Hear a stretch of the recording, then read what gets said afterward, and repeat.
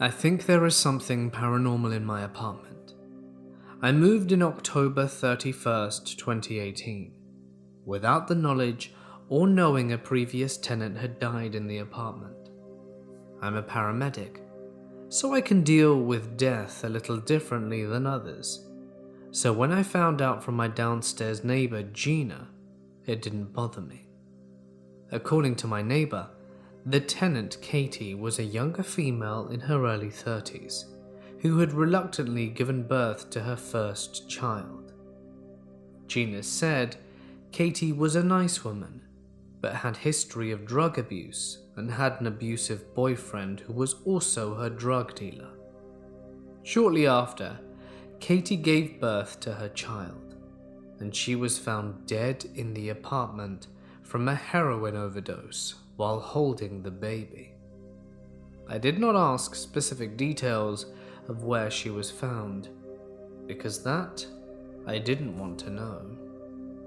I work night shift, so I am usually sleeping during the day, unless it's the days off where I try to turn myself around and be a normal human being to interact with the world at daytime. For the past month and a half, I've been waking up between 3 and 3:30 and can't explain why. Sometimes I will have to use the bathroom, and other times I just wake up and am unable to go back to sleep. About a week ago, something eerie happened. I was asleep in my bed with my dog and cat when I woke up to what sounded like a woman screaming bloody murder in my ear. It didn't jolt me awake or startle me. I was more confused than anything. Afterwards, I was unable to fall back asleep and just stayed awake until the afternoon because I worked that night, and when I looked at the time, I noticed it was 3:13 a.m. I got home after work at around 8 a.m. I laid down and had trouble sleeping because my downstairs neighbor Gina and her husband Robert were pulling up carpet and pounding on the walls with what I can only assume was a hammer for 6 hours, because when I woke up at 2 p.m. they were still at it. I attempted to go to sleep around 10 p.m. that night, but probably fell asleep at midnight. I woke up at 3:12 a.m., annoyed not being able to fall back asleep, but something was off this night. I sleep with my door cracked open, so that the cat can come and go as it pleases, and I've never had an issue with it until this day. I felt as if someone was watching me in the hallway. I then rolled over and scrolled through Facebook for about an hour and a half and decided to go run a bath. I got out of the bath at 5 a.m. and walked into my bedroom when I heard a sound at the front of the apartment. I can't really describe the sound, but if anything it sounded like a thud. I walked out of my room and into the front of the apartment and saw that the light cover to my kitchen light was hanging. I thought it was odd, but really didn't pay attention to it and put it back. I took my mum to breakfast that morning and decided to tell her what I had experienced. She knows about Katie's passing in the apartment, and she has also experienced paranormal activity personally. My mum kind of shrugged it off and said I have difficulty sleeping due to working nights, and that a light cover falling isn't a big deal. Respectfully, I agreed, and after breakfast we went to the grocery store and I returned back to my apartment. And my brother came over to help bring up all the groceries because I live on the second floor and no one likes doing multiple trips to get groceries out the car. While I was finishing, my mum called me and asked where I was. When I told her I was still at my apartment, she asked if I was messing with her. Confused, I said no and asked why. At that point, my mum told me to hurry up and get to her apartment. When I arrived, My mum was in her bedroom looking visibly nervous. She was supposed to have come and inspected her sprinkler that day in her apartment, and so she had her bedroom door shut. She said that while she was laying in bed, someone knocked hardly on her door 3 times, causing the entire door to shake. After opening the door, she noticed no one was there. She said that she checked the entire apartment and no one was in it, and that the front door was still locked. Trying to recreate the sound and shaking of the door, the only possible way was if someone knocked directly on her bedroom door with force. After leaving my mum's apartment, I went back to mine, and once I met the front door, I had an uneasy feeling.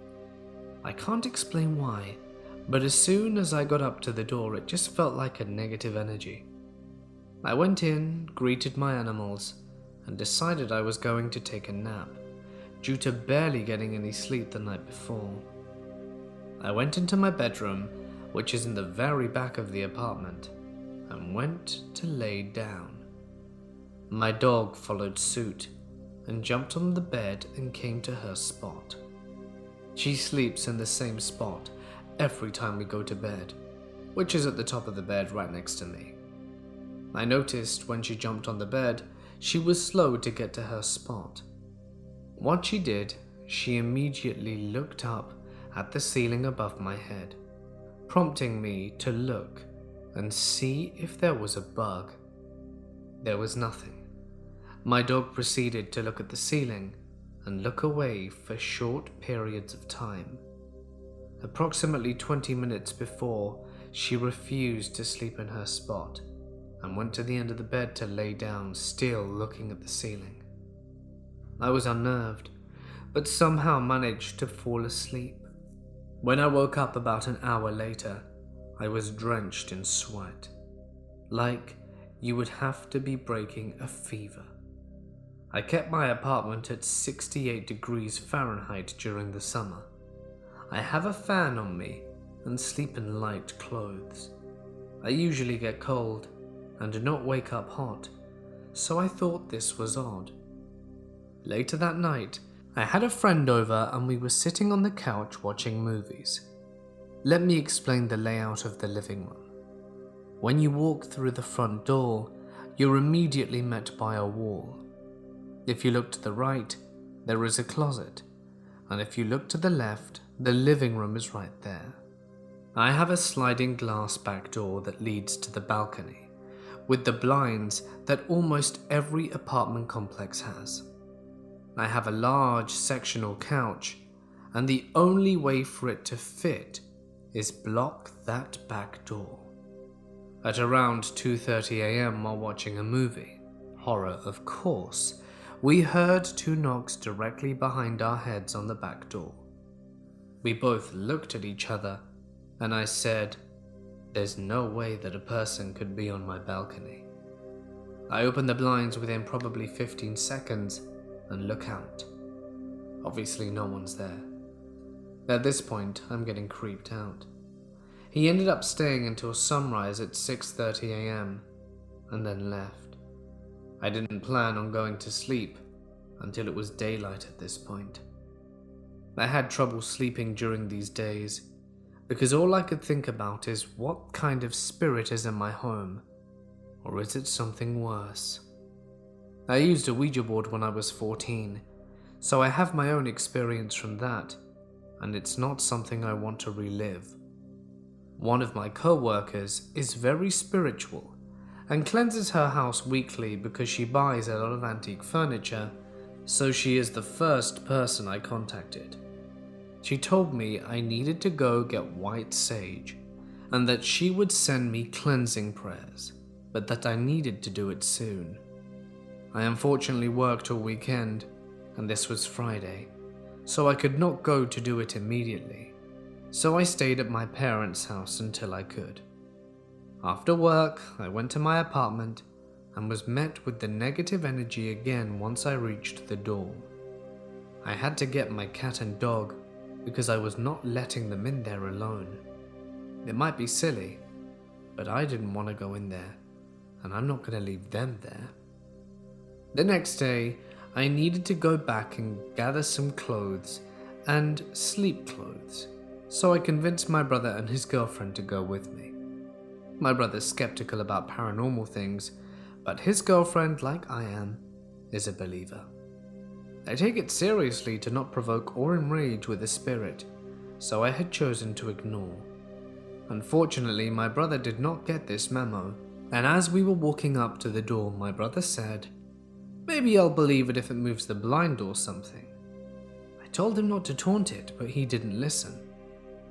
I grabbed what I needed and headed back down to the car.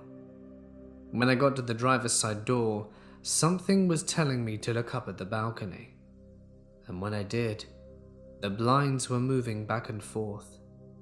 I looked over at my brother and his girlfriend and said, "Do you believe me now?"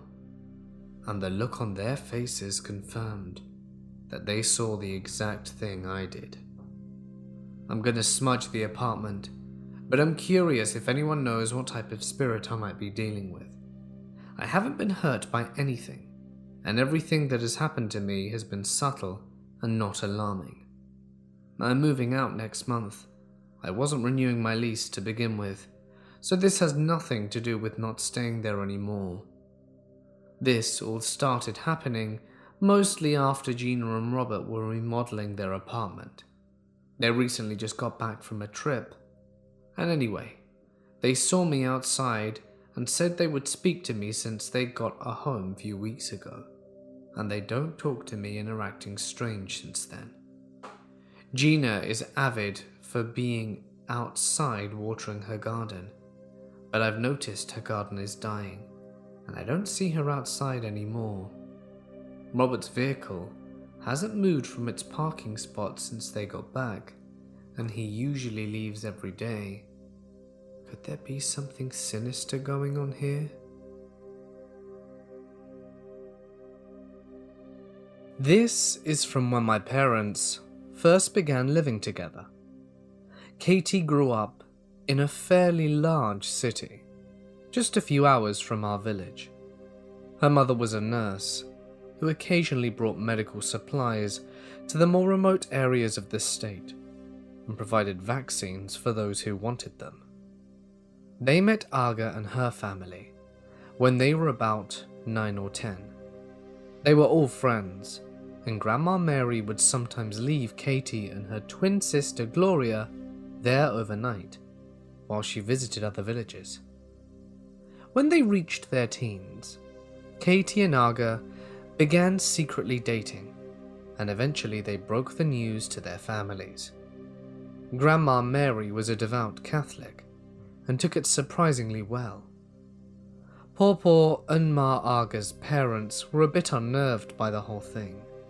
They had never really dealt with homosexuality within their tribe, and they were convinced that their ancestors would strike them down if they allowed the two girls to continue their courtship. When the community and council members voted on it though, they all agreed so long as Aga and her family maintained their faith and upheld the customs of their people, no harm would come to them from the union. Once they had the blessing from both women's families, they were allowed to move in together. They were barely 17 at the time, but that's how it was within our village. There was no ceremonies, they just went from living apart to living together. This represented betrothal. The house they moved into was small, and only about a half-mile away from the main house, where we eventually moved. But at the time, it was Papa and Moore's house. Katie and Aga swear that the shack was once a charming little cottage, with a beautiful red door and matching shutters. But all I know is that it's currently a condemned structure that gives me splinters just looking at it. Aga worked with her father on most weekdays. Her older brother was a fisherman, and he had no interest in the family business, so my mother was next in line to inherit. She loved the cemetery and the funeral home, because she felt that she enjoyed providing a place for closure to those who were going through the most challenging times in their lives. Sometimes she worked long hours, so Katie would spend most of her time in the town teaching, or at the house cleaning or cooking. At the time, she wasn't too put off with the cemetery in her backyard. It was a peaceful place, and she never gave it a second thought. One afternoon, she was outside cleaning the windows. She had music playing from the radio inside, so she didn't hear the truck approaching on the dirt path until it was right behind her. She didn't recognize that it was one of Aga's family members' vehicles, so she immediately stopped what she was doing so that she could welcome the stranger. She was a debutante, and hospitality was very important. The man who stepped out the truck was white, which wasn't odd there. There were a few families in the valley, and even some Russians. They rarely made it to this part of the property though. The main house was where the funeral home was, and all business was performed up there. Thinking that he may have been lost, Katie waved at the gentleman, who had to have been in his late 30s to early 40s. He was handsome, with an almost rugged look to him. Overall, he seemed very approachable. The only thing that seemed off about him was his lack of jacket. He was only wearing a flannel shirt and blue jeans. It was 30 degrees out in our town in this part of the country, where it can sometimes be dark all day. This was one of those times. With no sun and a substantial amount of wind, it was foolish to go outside without some sort of coat. Katie was only out there because the windows were driving her nuts. "How can I help you?" she asked him as he meandered towards the porch. "Do you have a dog?" The guy seemed out of breath as he looked about the property, as though he were looking for something. No dog," Katie told him. The stranger pointed to the wooded area on the east side of the property. "There's a dog stuck in a trap just off the path over there. Do you know whose it might be? It's brown with a black muzzle." Immediately, Katie stepped off the porch and looked towards the trees. "I have no idea. Could you not get it out of the trap?" She was, and still is, a sucker for animals. She has a habit of bringing home strays and injured wildlife to this day. "I don't have any tools with me."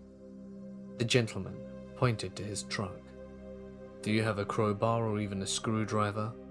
I can probably take the trap apart if you don't mind keeping the thing calm while I do it." It didn't occur to Katie that it would probably have been better to get someone stronger to assist him than zeroing in on a petite woman who could barely reach the top of her windows. It also didn't occur to her that the man had driven from a different part of the property, and that he would have come from the other side of the house if he was coming from the woods. All she knew was that a dog was hurt, and that she wanted to help it. She ran into the house and dug through the chest, where they kept all the tools that Aga's brother had given them when they moved in. She found the tools he requested, as well as some flashlights, and followed him to his truck.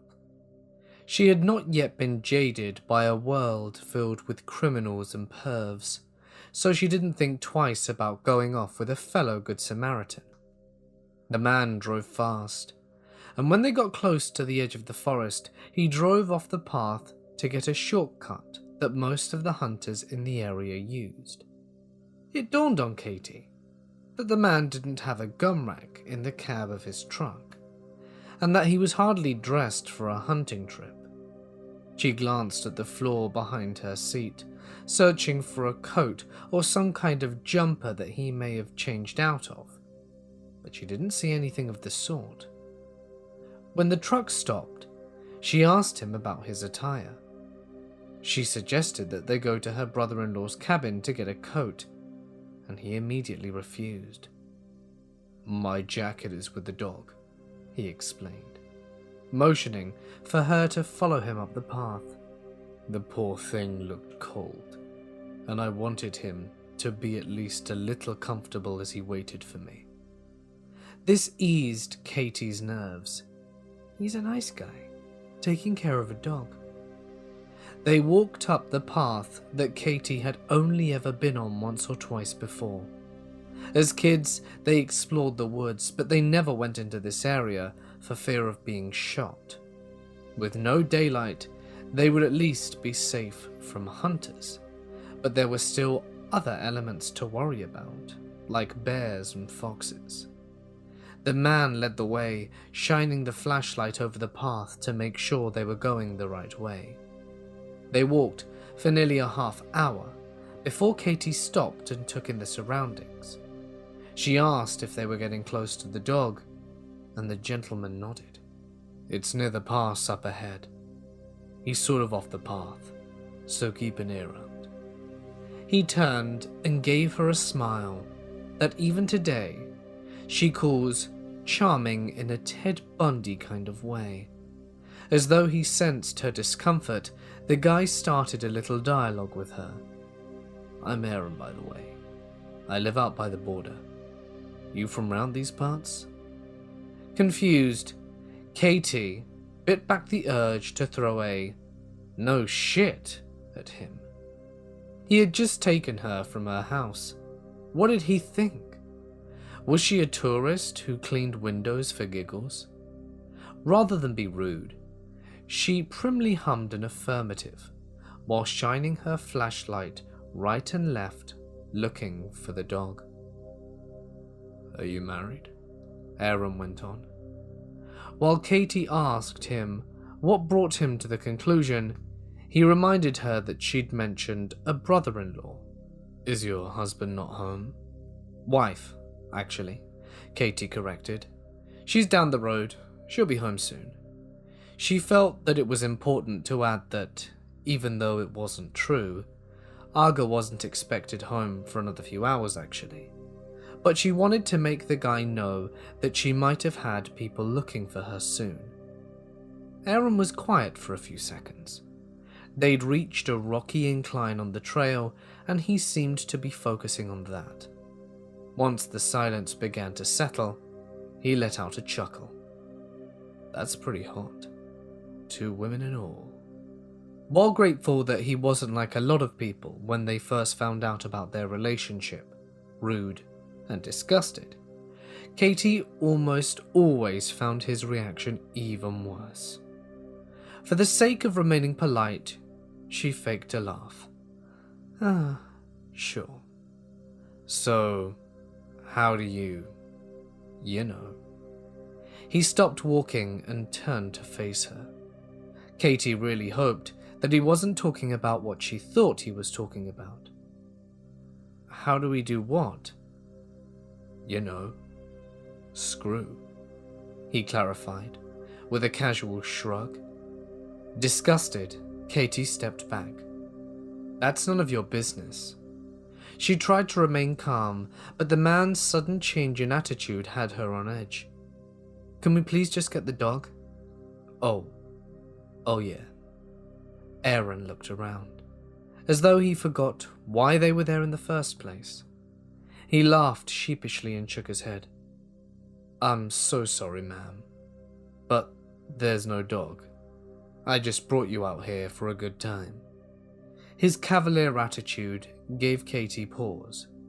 She let his words sink in for a second, figuring that she had to have misheard. But when he began to unzip his pants, she knew that she had heard right. In Katie's retelling of the event, some small details change here and there, but one thing was always constant in her response at that exact moment of realization. Shit. She didn't give him a chance before slamming her flashlight repeatedly into his head, throat, and chest. She basically hit him as many times as she could until he fell to the ground. When she knew he was unconscious, she turned on heel and ran back the way they came. She didn't know exactly where she was, but she figured that if she stayed on the path, that she would eventually find her way. And she was right. She saw the truck at the edge of the field, right at the opening of the path.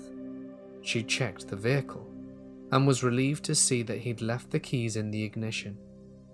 She drove it across the field towards the main house, where she found Pawpaw, Aga, and Aga's brother Cal. The three of them were horrified when they heard her account of what had just happened, and the men immediately went into the woods to find the injured man. Meanwhile, Aga called the authorities, aka Jimmy, the town-appointed sheriff, with a collection of European muskets and 3 dogs that could tear the skin off a man's bone if ordered to. Jimmy arrived as Pawpaw and Cal were returning, with the latter pulling Aaron by the foot through the mud. He was taken to a jail, aka the concrete cell off Jimmy's house, where he remained until the police from a nearby city came to collect him and perform an official investigation. As it turns out, Aaron was a fisherman from the coast, and he visited friends in our area once or twice a year.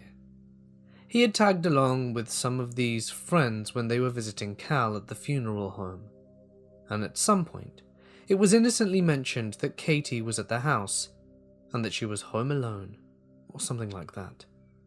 When he found himself with some alone time, Aaron borrowed a truck and found the house and the beautiful Katie alone, as promised. They never really got an answer as to why he thought it was okay to take a woman into the woods for nefarious reasons. He was a relatively attractive guy, and he seemed normal for the most part. In the end, he got a little bit of prison time, and he was banned from our village. That was the most they could do, really, given that he actually didn't do anything to Katie. After all, he was the one who came out with most of the injuries. That's one of the rare occasions that something scary happened on our property that didn't involve the cemetery or funeral home. But it was definitely the first time one of my mothers came face to face with the true evils of the world.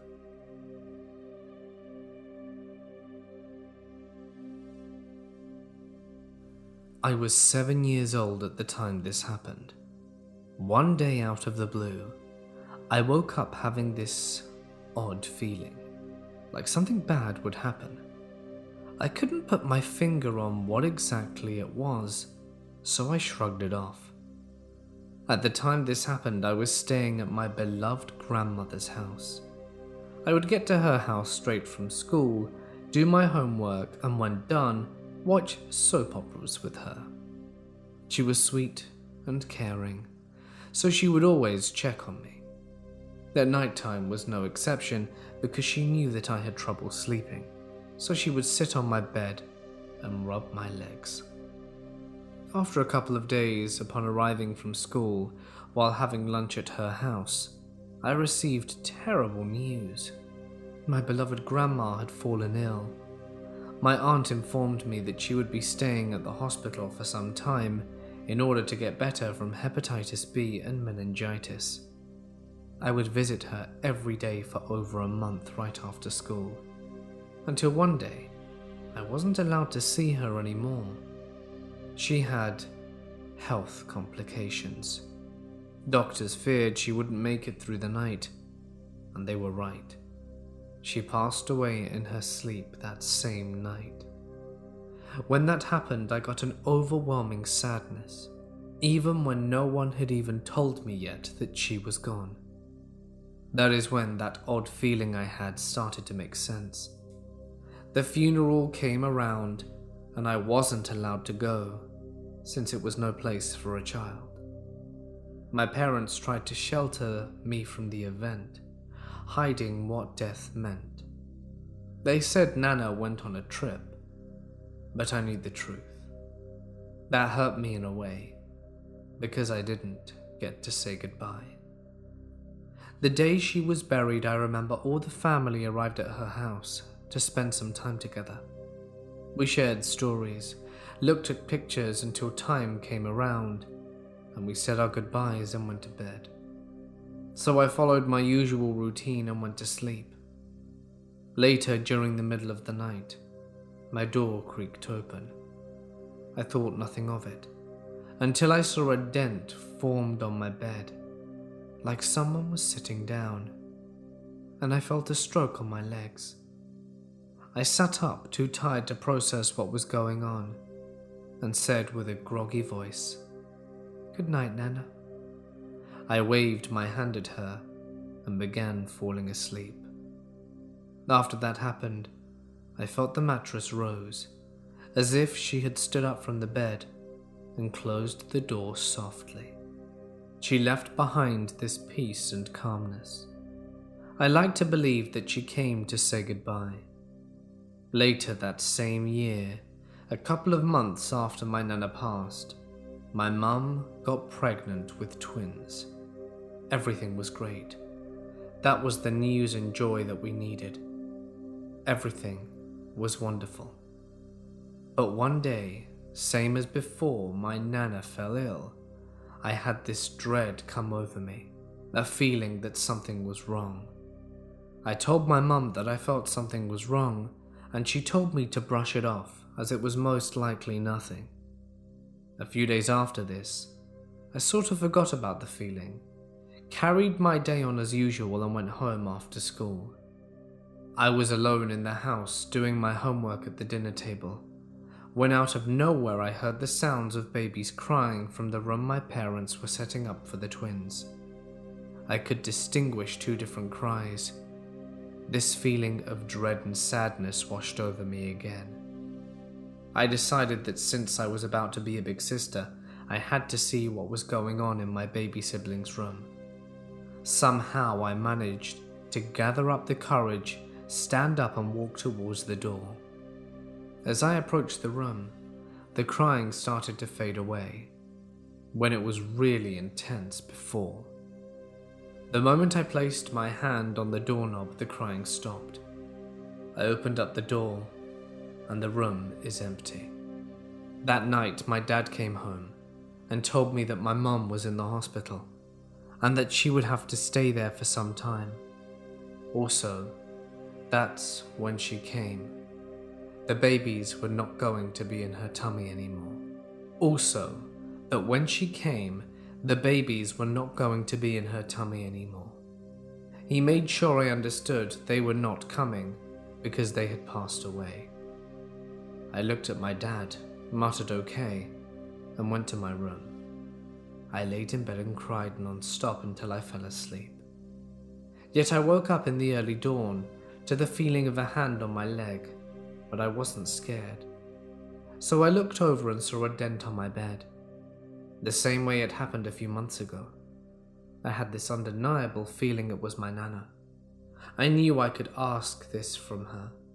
So I said, "Look out for them, Nana, please," waved my hand and fell asleep again. In the morning I awoke, knowing that everything would be all right. Since that time, 14 years ago, I have not felt Nana's presence again, but I still get that dreadful feeling every time something bad will happen. You might think I'm bluffing, but it's true, and I don't like getting that feeling. It causes me to become quite anxious and reserved. Sadly, that odd feeling never fails. One time I knew a friend of mine would lose his mum, and I couldn't stop it. Anyway, I'm positive my Nana is still looking out for me. So Nana, wherever you are, thank you, and I hope we do meet again.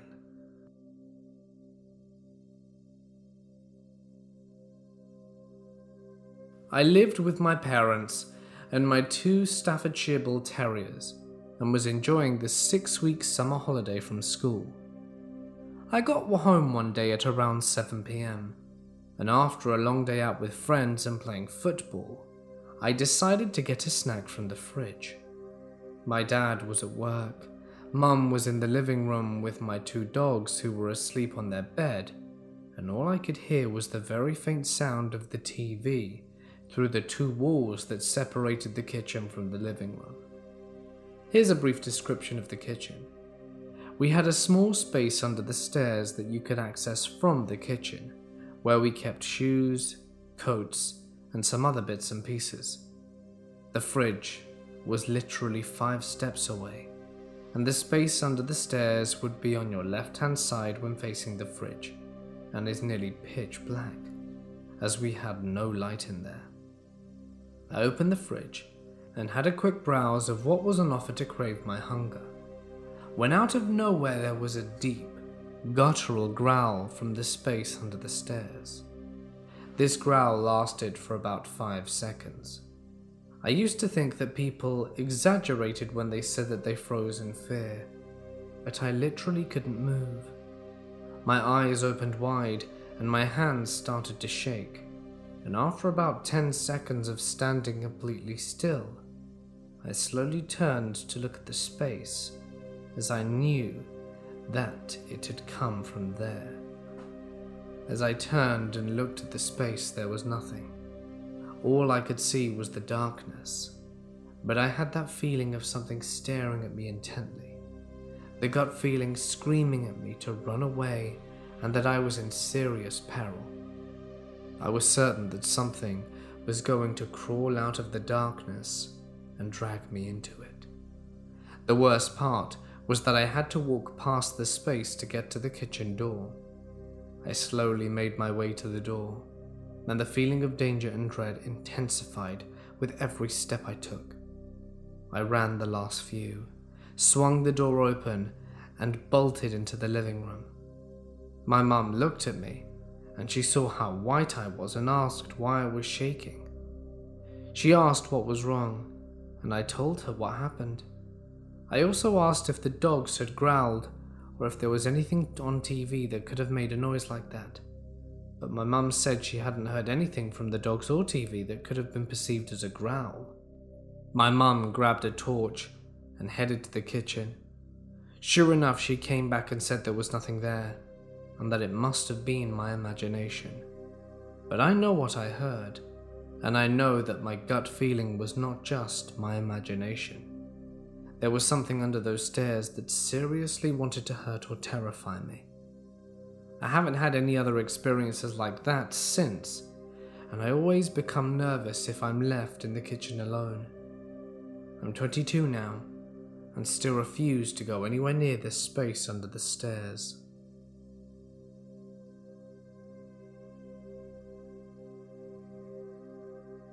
My grandpa told me this story about his mum. They were both extremely down-to-earth, honest people. So this is the only supernatural story that I fully believe. His mum had a display case full of china and silverware. If you've never seen something like this, imagine a bunch of glass cupboard-style doors made of glass. You couldn't touch any of the contents without opening the door. Also, it's a display case, which means that no one ever opens it, unless they're bored of the display. So she's walking by this in her living room, and as soon as she just passes it, one of her favorite spoons crashes to the floor. My grandma described it much more than a fall. It was as if someone had thrown it to the ground with force. Shivers went down her spine. She quickly jumps around and sees what she expected. A spoon about 10 feet from the display case. She didn't know what else to do, so she opened one of the doors and put the spoon back where it belongs. When she shut the door, she gets a call and answers it to find out her brother had passed away. The craziest part to me is that a year after I heard this story, my close friend told me an almost identical story, save with a fork. I do not and have never believed in anything supernatural, but I fully believe this, and have spent a lot of time thinking about how this is possible. I don't fully believe it yet, but my best explanation for this is that our souls don't die, and that they are always a part of our life somehow.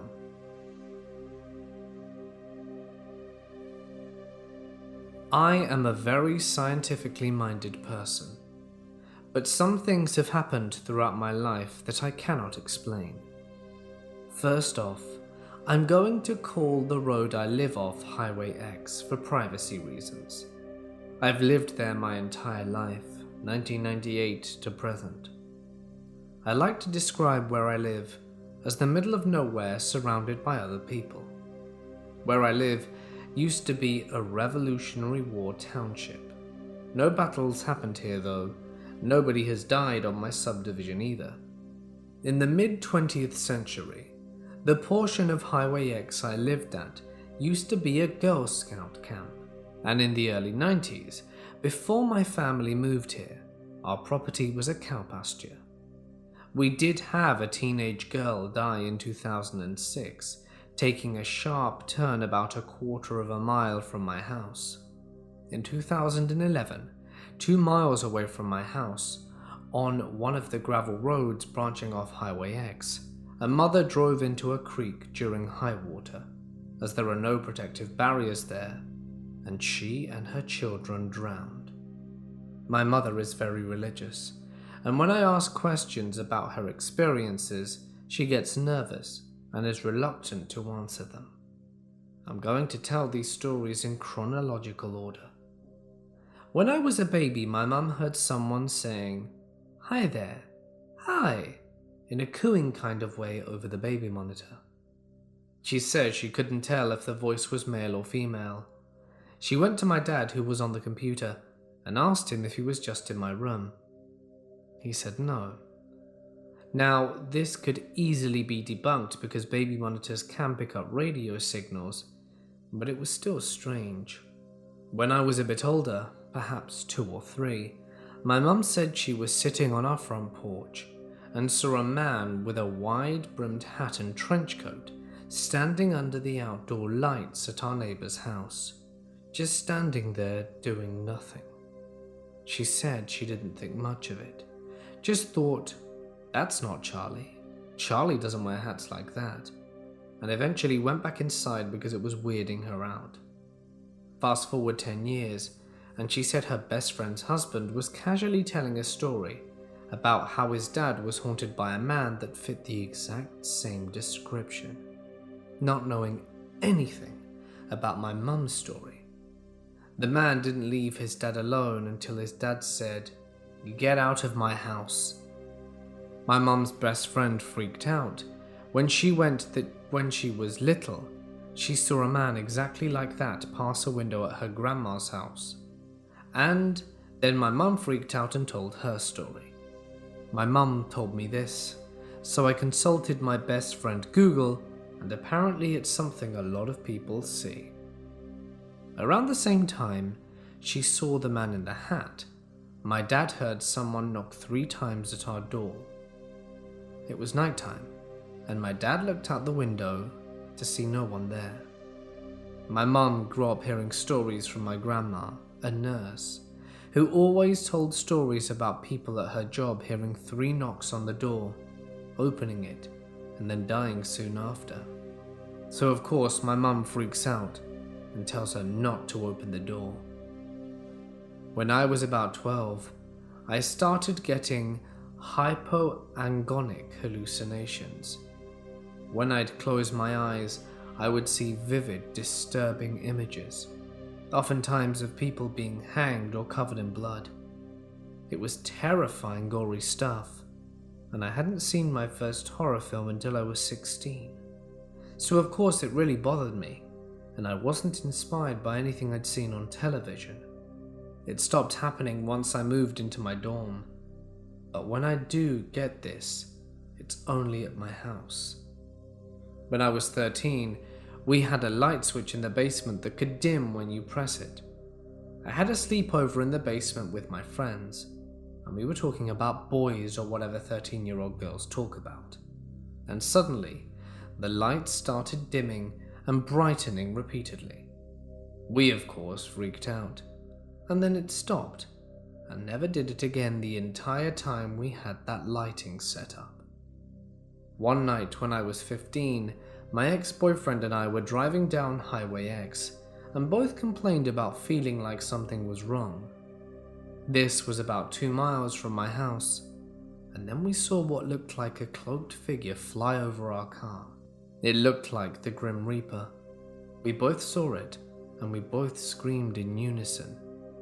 I told my dad, and he said that when he feels like something bad is about to happen, he's usually right, and I shouldn't deny that feeling.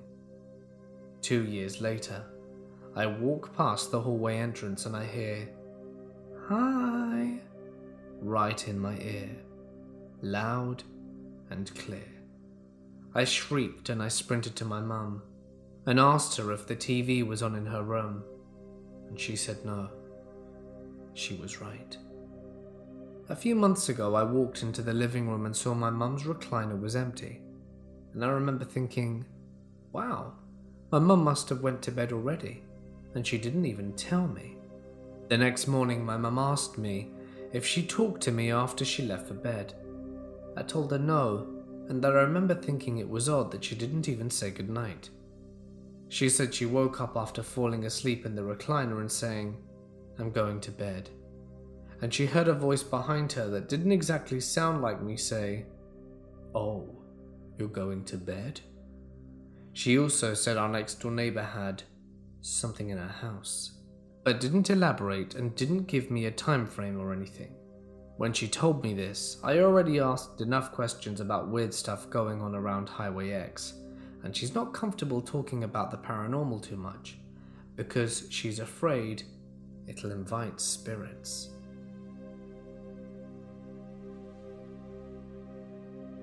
I am a female in my late 20s. My parents, a charming lesbian couple, owned a funeral home and cemetery in a village on the outskirts of the Alaskan tundra. It was a small business that had been passed down from my grandmother Agatha's father, who inherited it from his father, and so on. Katie, my other mother, was terrified of the whole situation from the beginning. She was positive that someone would get possessed with us living so close to a field of corpses, in her words. Over time, exactly 8 years after they moved there, she grew to respect the land, as well as the tenants resting in peace there. I was born shortly after her change of heart, but she still limited my access to the cemetery. And while no one was ever possessed, we still had our fair share of terrifying experiences at our home and throughout the property. I went to a tiny schoolhouse every weekday from the time I could walk. Only 13 or so children lived in our town, so we were all educated in one room by a small group of teachers. Katie and her twin sister Claudia were 2 of these teachers. The 3 of us would walk to and from town every day, while Aga and her brother Cal took care of the property. It was a 20-minute trek, but on the occasional day without freezes, we got to take our bikes, and that was generally the highlight of my life. However, on this particular day in December, we had to walk. We were only at the school until about 4 o'clock that afternoon, but the sun usually set around 3:30, so we were shrouded mostly in darkness by the time we got up to the dirt road leading up to our property. I was about 6 or 7 at the time, and still used my clumsiness as an excuse not to walk up the path, muddied by snow. Glory had drawn the short straw and was giving me a piggyback ride up the hill. I was resting my head against her back and staring at the cemetery that was beginning to come into view around the paper birches and spruce trees. It was a sprawling field filled with an odd assortment of mausoleums, colourful tombs of Inuit and the Russian Orthodox citizens, and I was always entranced by the graves and tried to pick out the ones that I had yet to see.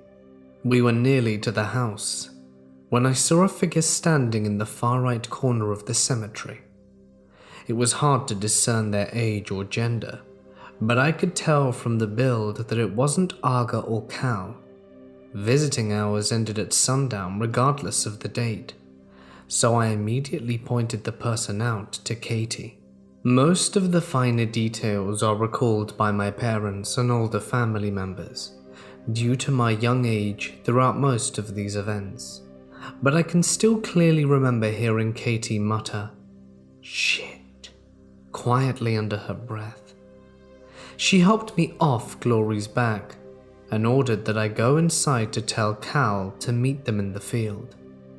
Without hesitation, I suddenly found myself as sure-footed as a bunny on the icy ground and sprinted the last 20 or so yards up to the house. I swung the door open and went into the kitchen where I knew I'd find Aga and Cal, and told my uncle to get the trespasser. Groaning, Cal finished his cup of coffee, which was probably spiked with whiskey, and stood from the table.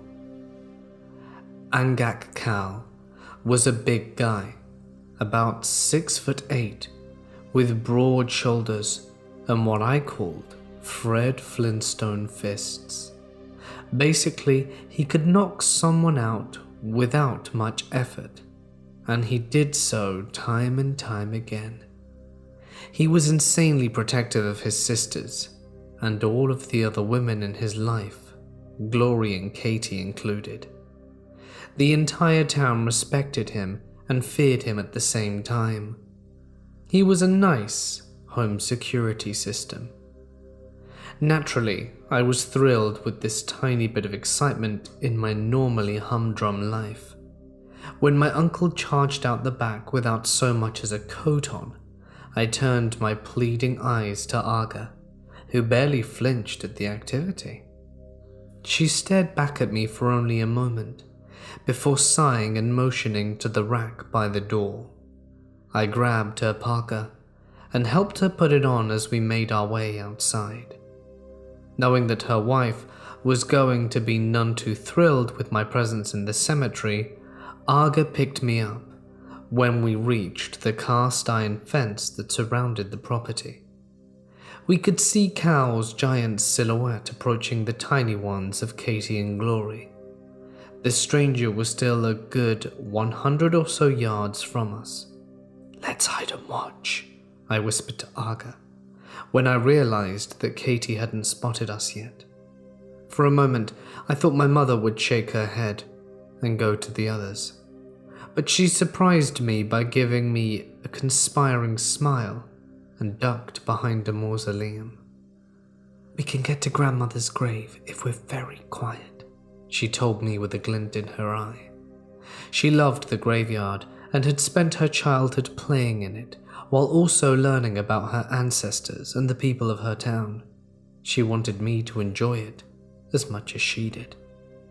We hurried from grave to grave, pausing only long enough to make sure the others didn't see us.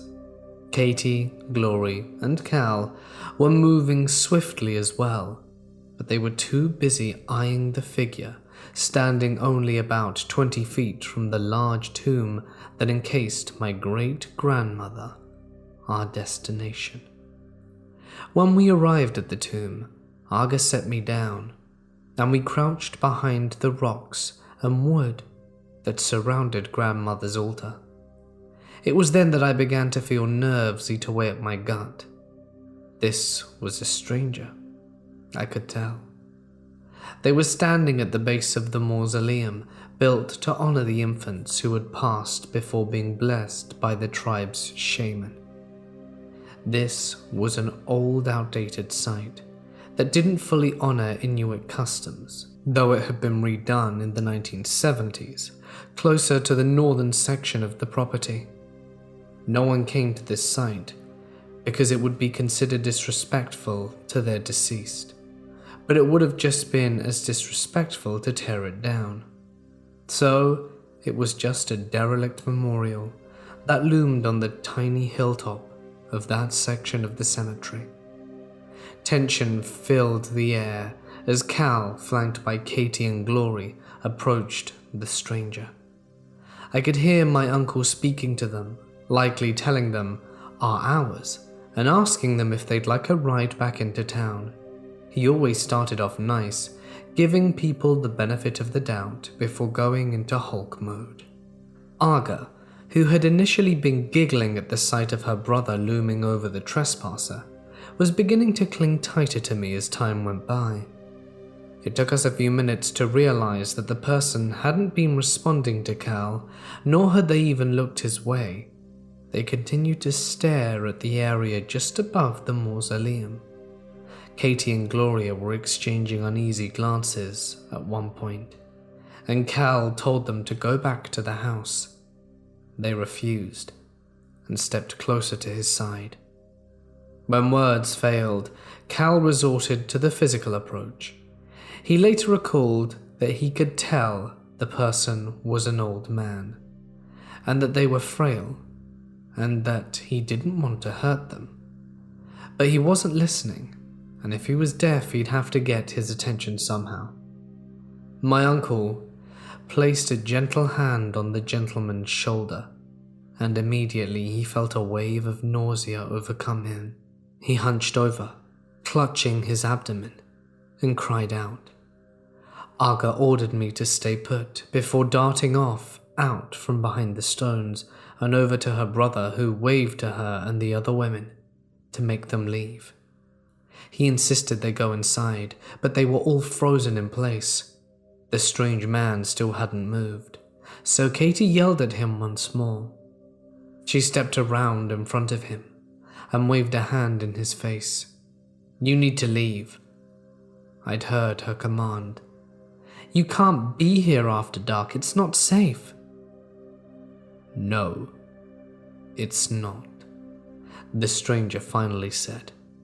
He lowered his eyes to meet at my mother. "Are you all right, dear?" He spoke so casually to her. She stood there in shock for a good moment. She looked back at Cal, who was on his knees at this point. While she was distracted, the man turned and headed towards the exit.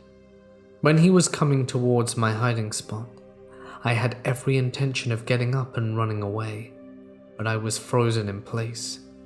It felt like my body was being held down by weights, and I was sinking into the earth. I whimpered and buried my face in my arms, praying to God and my great-grandmother for safety. The ice and leaves crunched in my ears, and I knew Arga realized my predicament and said something to the others, because I could hear Katie shouting at her. Finally summoning the courage, I looked up to see the man walking right by me. He didn't so much as look my way, but as he passed, he said, "Good night, Blue Eyes," in a dulcet whisper. Immediately I relaxed and climbed to my feet. I watched him practically float out of the cemetery and towards the road. Katie came and got me, telling me we had to take my uncle to the hospital. As it turns out, Cal had to go in for some emergency surgery because his appendix had ruptured. He's convinced that the old man somehow cursed him on contact. Even Arga, sweet but superstitious Arga, had her doubts about his claim. There was nothing malicious in Cal's approach to the man. Why would he have cursed him? This wasn't the last time we saw this strange man. We actually saw him 2 or 3 more times in the following weeks. He was always at the derelict infant's mausoleum, staring up at the sky. He never spoke or bothered anyone, and from that point on he always came while it was light out. I would sometimes sneak out and watch him from my grandmother's grave. He was a white man, which struck a chord with me. It was my theory that he was Katie and Gloria's real father, who had abandoned them when they were still very young. Katie quickly disproved this theory, telling me that their father died in the early 90s. But that meant nothing to me. It could still be him. The last time I saw him was in early February the following year. It was snowing heavily, and I was helping Arga and Cal go about and check to see if all the tombs and mausoleums were closed. Sometimes family members of the deceased would perform rituals on their newly departed, placing ceremonial offerings on their bodies, but they weren't always restored to their tombs to the way they were. We did our best to ensure that none of the graves would be flooded come the next thaw. When we approached grandmother's grave, I heard Arga sigh airily, but continued on. Immediately, I looked to the old mausoleum and smiled to the back of the old man. "Good morning," I called out to him. "There's no such thing, Blue Eyes." I heard him respond this over the wind. I began to laugh because it sounded like something Gloria would say after a night of drinking. But suddenly I felt a ball of sadness coil up in my stomach. I began crying and looked up at Arga with a sorrowful pout. It was the first time I had really ever felt dread, and it nearly brought me to my knees. Arga picked me up and took me inside, where I instantly felt better. The man was never seen on the property again. I was a little sad about it, but the adults were glad. They didn't like the pull that he had on us.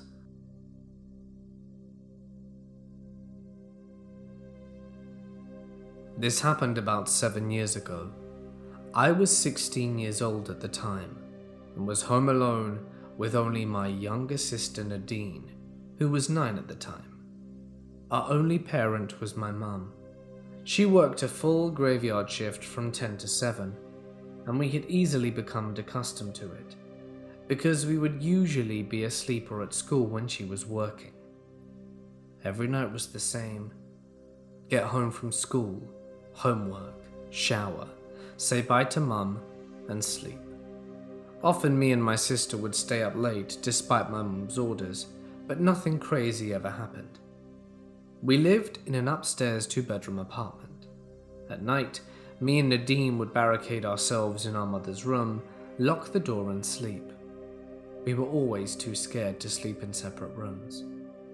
Our mother had the key to every door in the apartment, and this specific night, me and Nadine were in the living room watching yet another Family Guy episode. It was getting late, close to midnight, and we definitely had school the next day. As we were preparing for bed, someone knocked on the front door of the apartment. Now, this apartment complex had 2 doors, one metal door on the outside, and then the door made of wood which was technically inside.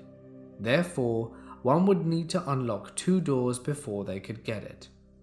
I looked at Nadine. "Is Mum home early?" I put my ear to the door, and then they knocked again. "Who is it?" I said through the door, and there was no response. I ordered Nadine to call Mum, but there was no answer. I looked through the peephole and couldn't see anything. It was dark, and whoever it was wasn't tall enough to even see a silhouette. Nadine went to unlock the door, but I yelled at her to stop. My mum always told me she would call for an emergency, and she has the keys to the apartment, and she would have no reason to knock. Before I could come up with a plan, whoever was on the other side of the door began pounding on it as they were no longer knocking. It sounded like they were banging with a closed fist. As if on cue, Nadine and I ran into my mother's room and locked the door. She began to cry, and I tried to console her but was too scared. I waited a few moments in hopes that they would go away, or my mum would call and yell at us to open the door. 2 minutes passed, and my mum called us back. She saw that we called her and took a break as soon as she could call us back. I told her about the knocking, and she urged us not to exaggerate. Whoever it was gone now, and we were okay. She blamed it on perhaps a lone drunk or someone looking for trouble, but regardless, to not open the door, and told us to go to bed. I'd been tossing and turning. It had been about an hour since the first knocking, when suddenly it started up again. Nadine and I shot up. The knocking was now at our bedroom door, and there were no lights on in the apartment, which spooked me further. "Who's in our home?" I called my mum, and she answered on the first ring. "They're knocking at the bedroom door." I was in tears, beyond scared. Nadine had hidden in the closet. While my mum was on the phone, they pounded on the door again, and I extended my arm out with the phone in hand so that she could hear. The pounding was so intense, I felt at any moment how they would break the lock on our door and rush in. She called 911 and came home that night. When she reached the front door, both doors were locked. The officers searched the home for any signs of entry, which wasn't likely since we were on the upstairs level. Nothing was ever found. Nadine and I still talk about this stuff sometimes, because if it hadn't have happened to both of us, I don't think either of us would have believed each other.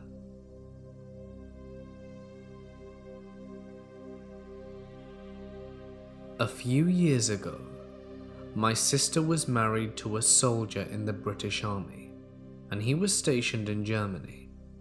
We all visited her, and she knew I was interested in history. So for a day out, we visited Belsenbergen, the former Nazi concentration camp. As we were walking around, my sister was pushing the pram with my nephew in it. He was 1 or 2 years old at the time. The thing about Belsenbergen is that after the way it was burnt to the ground, it's more or less blank fields. As we walked, we passed a tree. When my nephew asked my sister who the kids were behind us, we all turn around and no one's there. My sister asked, "Which kids?" And he replied, "The ones in pajamas." Yet again, no kids to be seen anywhere. We all knew for a fact that he had no idea what country he was in, yet alone know about the horrible events which had occurred in that camp. Big up Niam.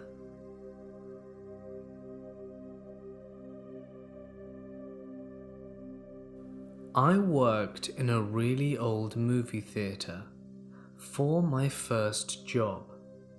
It was a small theatre with 6 screens and all in a line, so you could see from one end of the building to the other.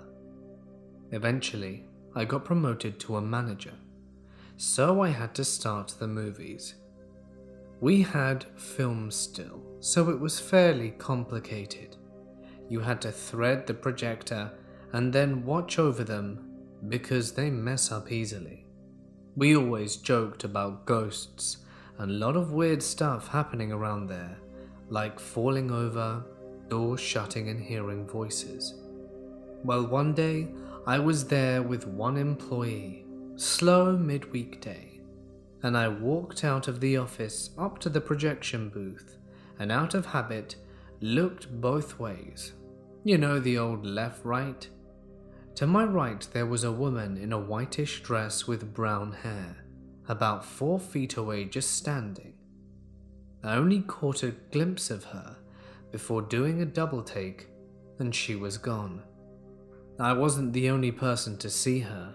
Several other employees claimed they've seen a similar woman around the theatre. I never saw her again though. More silly stuff happened, like doors locking behind you, or things that were on tables ending up on the floor. Our projectors were old film projectors, and more than a few times one of us would forget to start a movie on time, only to find it had been already started for us.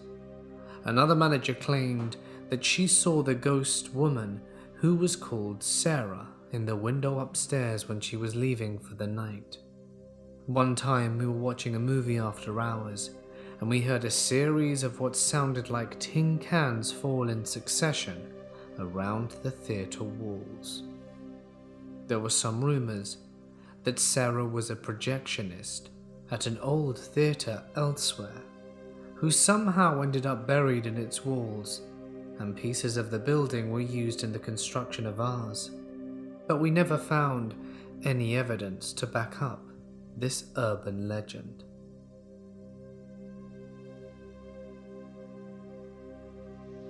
About 2 years ago, my friends and I visited Letchworth Village in Rockland County, New York. It was a psychiatric hospital for the mentally and physically disabled, opened in 1911, and was the site of the first polio vaccine trials in the United States. Letchworth was finally shut down in the 90s because of the rampant abuse and mistreatment of the live-in patients, but many of the hospital's abandoned buildings are still standing on campus, and most are decayed enough or already broken into to be easily accessible. The final building we explored was once the main hospital. My friend mentioned that this place was apparently featured on some ghost hunters type show, one of the most haunted places in America, or something like that, and we were pretty excited when we saw that someone had graffitied on the walls, "The ghosts are here." The first room had rusted metal bars suspended by wires hanging from the ceiling. This in itself was not out of the ordinary, but as we entered, a gust of wind shook the bars, which began to swing and clank eerily against each other. Needless to say, it was a nice spooky entrance. Upon entering that tetanus trap, we entered a long hallway with a big staircase leading to the basement and the second floor. Ignoring every single horror film-infused instinct to not go down the flight of foreboding stairs into what could very well be the gates of hell, we climbed down to the basement, which of course was extremely dark, save for a welcoming burst of light streaming in from a broken window near the stairs. With our flashlights on, we made our way slowly through the basement hall, and at about halfway we found the old morgue. One of my photographer friends had set up his tripod and began taking a long exposure of the morgue as the rest of us waited and jokingly tried to convince him to climb inside of it. As this was taking place, I happened to look back down the hall from where we came. I couldn't make out any details of the hallway except for the beam of light at the other end. It looked like there was something partially blocking the beam of light coming in from the broken window, kind of like a shadow, but more like a silhouette, where a person's upper torso and head would have been illuminated by the light, instead of just darkness. However, the second I noticed it, it moved, and the beam of light was undisturbed once again. Right around that time, my fight or flight instinct kicked in, and my bowels went a little loose at the sound of footsteps that came clearly from behind the doors of the unexplored room ahead of us. I can't remember if I screamed, cried, or a little bit of both, but we left there pretty quickly after that.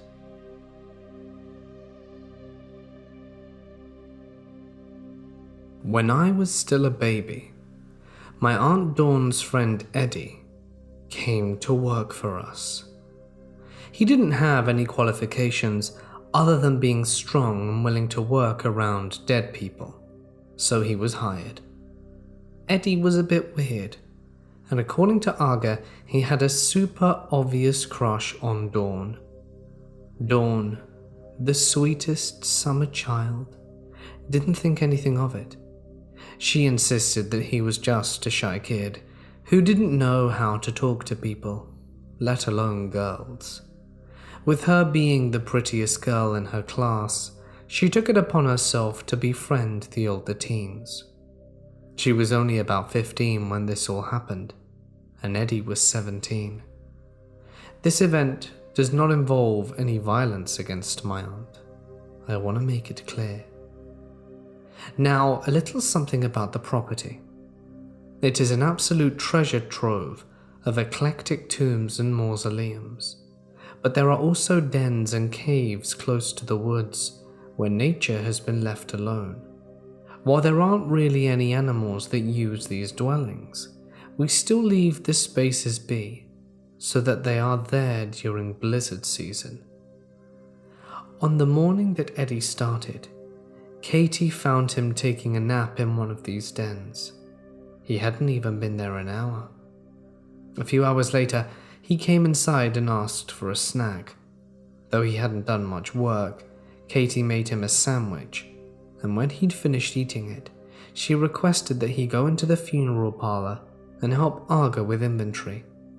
He nodded and hurried into the doors that led to the parlor.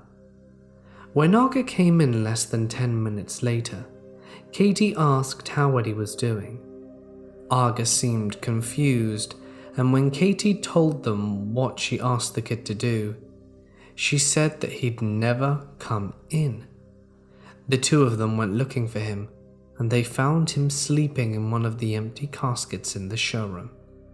Fed up and slightly concerned, my parents asked if he'd gotten enough sleep the night before, and offered him the guest room for the rest of the day, and he could finish his chores the next day if need be. Eddie apologized and declined their offer. "It's just a hangover. I'm okay now," he admitted with his blank face and monotone voice. With that, he got to work. He helped Arga with the rest of the inventory, repaired the bulldozer, and even repainted the front gate of the cemetery. He was a model employee by dinner time. Dawn made him some stew and brought it out to him. I had been a pill all afternoon, crying and screaming because of an earache, and my mothers didn't want to subject anyone outside of the family to the horror. A few minutes after she'd left, Dawn came back in to get Arga. She said she could hear Eddie screaming but couldn't find him. The two sisters went out, and sure enough, there was no peace to be found inside or outside that evening. They tracked Eddie's shouts to the cemetery. That was the easy part. The graveyard was pretty big, and sound traveled funny there. Some places echoed, in other parts, the sound was muffled. Poor my grandfather always told me that the restless spirits in the quieter places, and that sound didn't travel much, as they needed a little extra peace until they found themselves. Eddie was probably pissing off a lot of spirits that day, because he was practically shrieking. Arga and Dawn split up first, searching the dens where Katie had seen him that morning, and then spreading throughout the actual tombs. After nearly 20 minutes, Dawn called for Arga to come over to one of the covered plots near the fence. It was covered because there was to be a burial there the following day. They didn't dig too far normally, due to the ground almost being frozen, but they still had to clear 3 or 4 feet to make room for the base of the tombs. My Uncle Cal had dug the plot a few days earlier, and he was going to come over the next day to help Eddie set up the rest of the site. Eddie was lying inside the shallow hole, holding his mangled knee to his chest, and screaming Dawn was staring down at him, at a loss. She was small, and couldn't help this big guy if he wasn't fully coherent. Arga was equally stunned at first, but as soon as she saw the scratches on the kid's face, she assumed it was some sort of animal attack. Climbing into the hole next to Eddie, Arga turned him on his back so that she could fully examine him. But as soon as he was facing up, he began screaming about the sun hurting his eyes and started scratching at his face. Arga and Dawn tried to calm him down, but when they failed, Dawn ran to get Cal from the house. He was much bigger than Eddie, and could easily overpower him if need be. When he arrived, he sent his sisters inside. He asked them to call the town doctor and inform him that he was bringing Eddie in immediately. They watched Cal load Eddie into the truck and sped off down the road towards town. It wasn't until earlier the next morning that they got any kind of answer as to what happened. Eddie was a babbling mess, speaking in mostly broken Inupiaq. When he finally strung together a proper sentence, he began describing a giant hairless canine beast that attacked him when his back was turned. He said that it bit into his shoulder and transformed him into a wolf. Cal, who was very superstitious, believes that Eddie was attacked by a kikron, an Inuit version of the hellhound. Only it looks like a supersized baby ferret with fangs. It has never been told that a quirkron's bite can mutate a human, but Eddie did in fact have what looked to be a pretty nasty bite on his right shoulder. The doctor said it appeared to be a dog bite, and it was super infected. Rabies weren't really an issue in our neck of the woods, but Eddie was still quarantined, and we steered clear of stray dogs for a while after the whole ordeal. Eddie never recovered mentally. Not that he was stable to begin with. He was constantly trying to tear off his own skin and bite the necks of those who tried to help. Luckily, no one was seriously injured by him. But most sadly, Eddie ultimately ended up taking his own life 2 years later. He slit his wrists with a sterling silver knife that his mother had gotten him from her shaman. They believed that it was the only way to rid him of the beast that possessed him.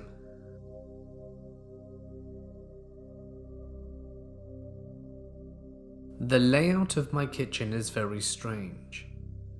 Now, I was laying around on the couch just watching TV, and I hear this strapping sound, and next thing I know, a measuring cup was being thrown from the counter or fridge. I stood up so fast, and a wave of fear came over me and I nearly cried. No one was in the house with me except my dogs, a very old Chihuahua, and she never leaves her dog bed, and the other is a husky that was lying next to me on the couch. The last one is a golden doodle. She barks at everything, and she was behind me, behind the couch. You know how a ball is thrown, right? That's how the measuring cup was thrown. I can't see the fridge from where I was sitting, and frankly, I don't even know where it came from. No windows or doors were open. It didn't just fall, and I swear on my damn life it was thrown. I don't even know what's going on.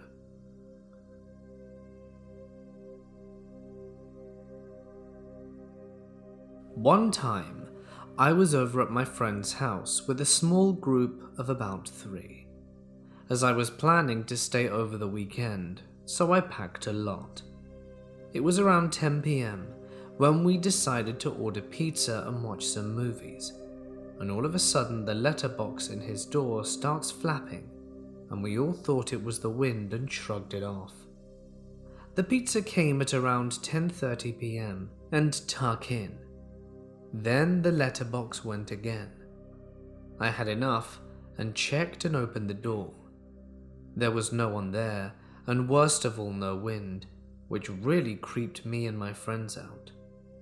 We stayed up till 3 AM, which was a bad mistake, as the letterbox started to flap more and more, and also harder. That's when I said, "Whoever is living in this house with us, flap the letterbox 3 more times." Hoping to not get a response, the letterbox flapped 3 times, and I started to get even more scared. That night, none of us got any sleep. Moral of the story: if you're planning to stay over a mate's house for a bit and something sounds off, check and rule out the possibilities, then you might be sure of it.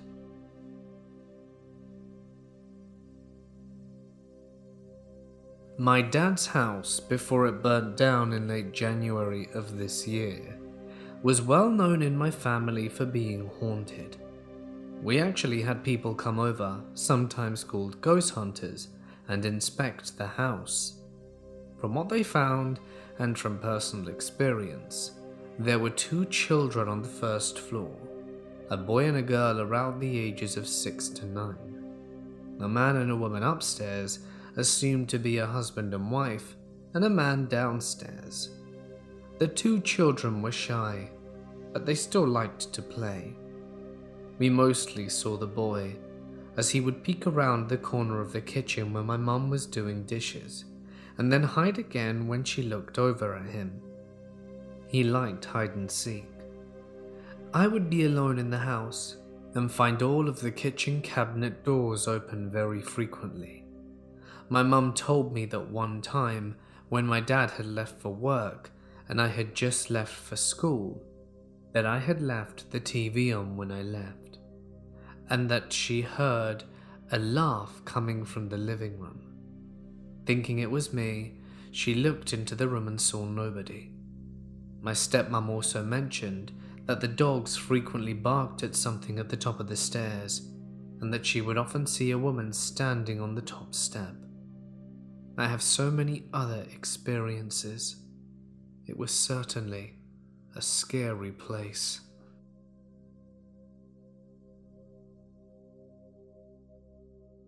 My family and I had just rented this beautiful historical house that was built around the Underground Railroad era. It had small hideouts and doors where slaves would hide in, and as soon as we moved it, we got uncomfortable vibes from it. We'd hear footsteps coming from the upstairs when everyone was downstairs. The TV would turn on and off by itself, and doors would open and close by themselves. We eventually accepted the fact that we had a ghost, and it seemed harmless, so we called her Claudia. Each of my family members had at least seen Claudia once. She was a tall, dark figure who could move fast. Most of the hauntings would come from my bedroom, and it was always cold and had an unpleasant smell. My little brother began sleepwalking and would have terrible nightmares. One night became the final straw for my family and our relationship with Claudia. My sister and I were away at a friend's house, while my parents and brother were at home. The whole house was asleep when my dad woke up from screaming coming from my bedroom. When he ran out past the living room where my little brother liked to sleep because of his sleepwalking, he noticed that my brother wasn't there. So he ran upstairs where he met my older brother, who had heard the screaming as well, and they saw that my bedroom door was shut and that my little brother was screaming in the room. They both went to open the door, but it was like something was blocking it. And when my dad could finally bust through the door, a black shadow ran right past him and my brother. He entered the room, and it was freezing. He could even see his own breath. He looked over at my little brother, who was laying on my bed covered in sweat and tears, and started yelling his name to wake him up. But my little brother pointed, still asleep, at the corner of the room and started yelling, "Get her, Daddy! Get her!" My dad looked over but saw nothing but pitch black. That was enough for him. He quickly grabbed my brother, who was stiff as a board, and ran the hell out of there. When my brother woke up the next day, he had no recollection of what happened that night, and still doesn't remember when he talked about it almost 5 years later. We moved out of that house a few weeks after the incident, and my brother stopped sleepwalking as soon as we did. We've heard other stories from the people who currently own the house, but nothing quite as terrifying as what happened to my brother or dad. The house has a great history behind it, but it was just too creepy for my family.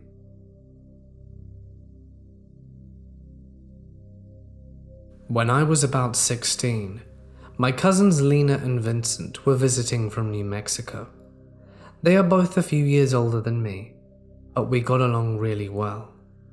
I'm the youngest of all the grandkids on Katie's side and the only grandkid on Arga's, so I always looked forward to seeing these two.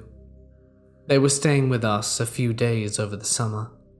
They were both in college by that point, and they wanted to have some time away from the heat before they went back to their rigorous schedules. Their dad, Katie's brother Max, was there as well. He was a paleontologist and was intending to do some digging in the tundra while he was there. Around the second week of their stay, Katie and Gloria went with Max to his site, leaving Arga to entertain us young'uns. She was feeling a bit under the weather, so she requested that the three of us go out and do some of the maintenance she had been working on in the cemetery.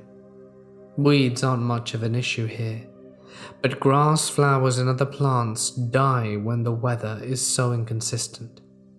Every June and July we would go to all of the grave sites and clean them up.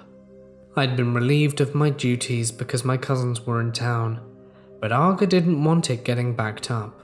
Plus, she'd promised to drive us into the city the next day and treat us to dinner and a movie if we helped. Vincent was surprisingly squeamish about the cemetery. He kept asking me why the tombs were so easy to open and freaking out about the possibility of something jumping out at him. It got to the point where Lena and I couldn't take it anymore and asked him to go sit on one of the concrete benches that lined the fence. As he was going over, he let out a groan and covered his nose. "What the hell is that smell?" he shouted. There was an unspoken rule in my family that we were to never speak of hell or demons within the gates of the cemetery. So I immediately shushed my cousin and asked him to say a prayer aloud to ask for forgiveness. But he ignored me and pointed at one of the tombs. "Why is that one broken?" he demanded. I went over to see what he was talking about and was startled to realize that one of our newer tombs, the one belonging to the village shaman's late mother, had a large crack down the middle. It looked like it had been sloppily broken and reassembled. The intense smell coming from it suggested the body was well into the decomposition process. For some idiotic reason, I pulled my shirt over my nose and crouched down to further inspect the grave. I shifted some of the smaller pieces of stone to the side and peered into the hole I'd made. Of course, the first thing I saw was the old woman's rotten hand. She had died 2 months before at the age of 102, and her skin had been like tissue paper, so her bones were already visible beneath the remaining tissue. The rest of the body was connected, and everything that had been buried seemed to be there. When the initial shock from seeing a deteriorated corpse wore off, I did notice something rather shocking. The body was positioned with the head towards north. In Inuit culture, only men are buried with their heads facing north. Females were buried facing the south because they got cold easily. We never would have mixed this up, and even if we had, many people would come to view the body for days before it was finally laid to rest. Someone would have said something, that she had been positioned wrong. This revelation is what truly sent me into panic mode. Someone came in and not only desecrated a grave, which is twisted no matter which culture or belief system you're from, but they also rearranged the body in a way that could affect their spirit negatively. This woman could now be suffering in the land of souls. I ran inside without a word to my cousin. Arga knew what to do about this. She used to tell me stories of grave robbers from her childhood. These were fishermen from a town over, and their goal was to steal the jewelry and pelts our dead had been buried in. When I finally woke my mother from her NyQuil coma, she pulled on her jacket and followed me outside to the vandalized grave. Vincent was standing just outside of the cemetery now, his face white as a sheet. He obviously hadn't told Lena about our discovery, because she was on the other side of the yard plucking dead flowers out of the ground. Arga yelled at her to come and take her brother inside. When Lena waltzed over to us, she noticed Vincent was shaking and taunted him in a high-pitched voice. "Ooh, little buddy, did you see a ghost?" Arga shoved him towards the house and demanded that he pray for forgiveness. She then asked Lena to call the police in the next city over. Matters such as this had to be dealt with by a higher authority than the ones our town had to offer. Surprisingly, Arga allowed me to stay behind and help her examine it. I chalked this up to her being drunk on NyQuil. She was just stunned with the state of the grave and the body inside. Her experience prior to this had been in greedy white men who wanted quality ivory and labradorite jewelry. For some reason, that was easier to accept than someone deliberately dooming the spirits of those who were laid to rest. The police came along with the shaman of the next village over. The one in our town was unable to perform a proper ceremony due to his relationship with the deceased. We have all been assured the woman's spirit is at peace now. There were no suspects as to who desecrated the grave, and it never happened again. So the police didn't really follow up with us after that. As you can imagine, my cousins refused to go into the cemetery after that.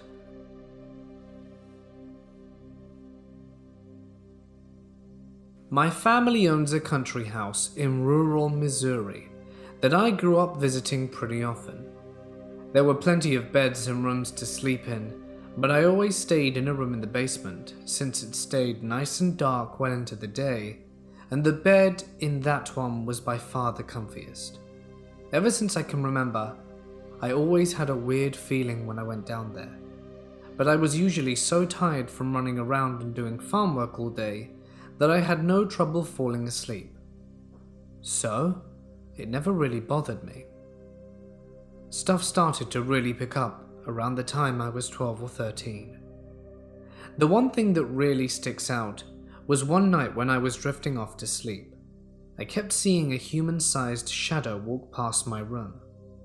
This room was at the end of a hallway, and I saw it slowly walk back and forth past my room about 3 times, almost like it was someone on patrol or something.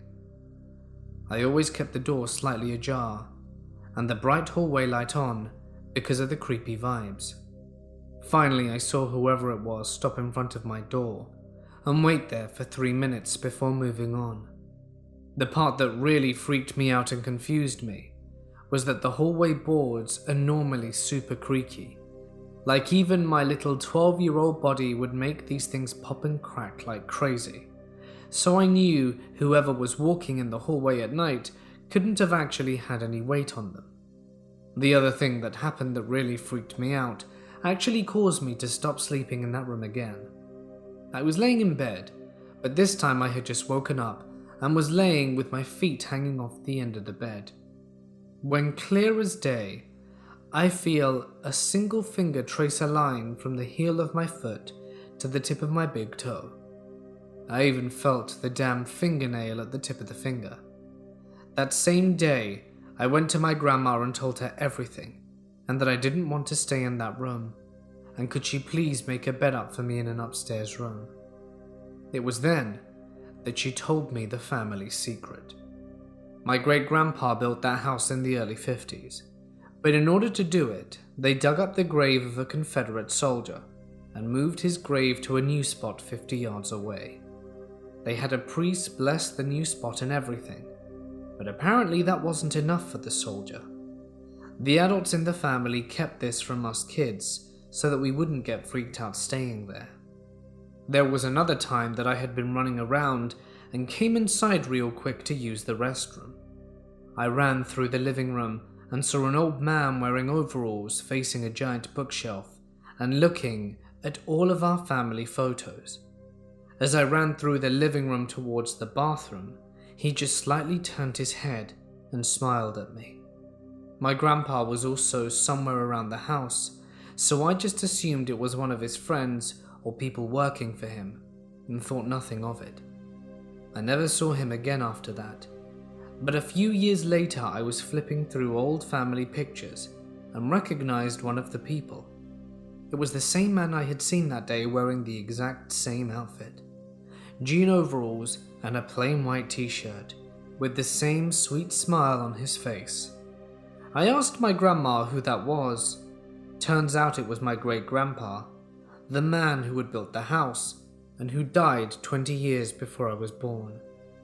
Even though I never saw him after that, I would always come back to the living room to see his favorite old rocking chair rocking back and forth. It never freaked me out because I knew who it was, and that he was probably just saying hi and enjoying his old favourite spot in the afterlife. Also, by the time I had told my grandma about all the weird experiences I'd had, and she explained to her that several of the women in my family have a knack for seeing ghosts and stuff, it made me feel better, because I literally see something or have very freaky dreams every time I visit. Things I've also heard and seen include a random little girl watching me while I was sleeping, a young Native American man watching me and saying something I couldn't understand, random objects moving to different places when no one was there, a baby crying when there was no baby around, and just general nuisances from that Confederate soldier in the basement. I think he enjoyed trying to scare me, so I really didn't like him.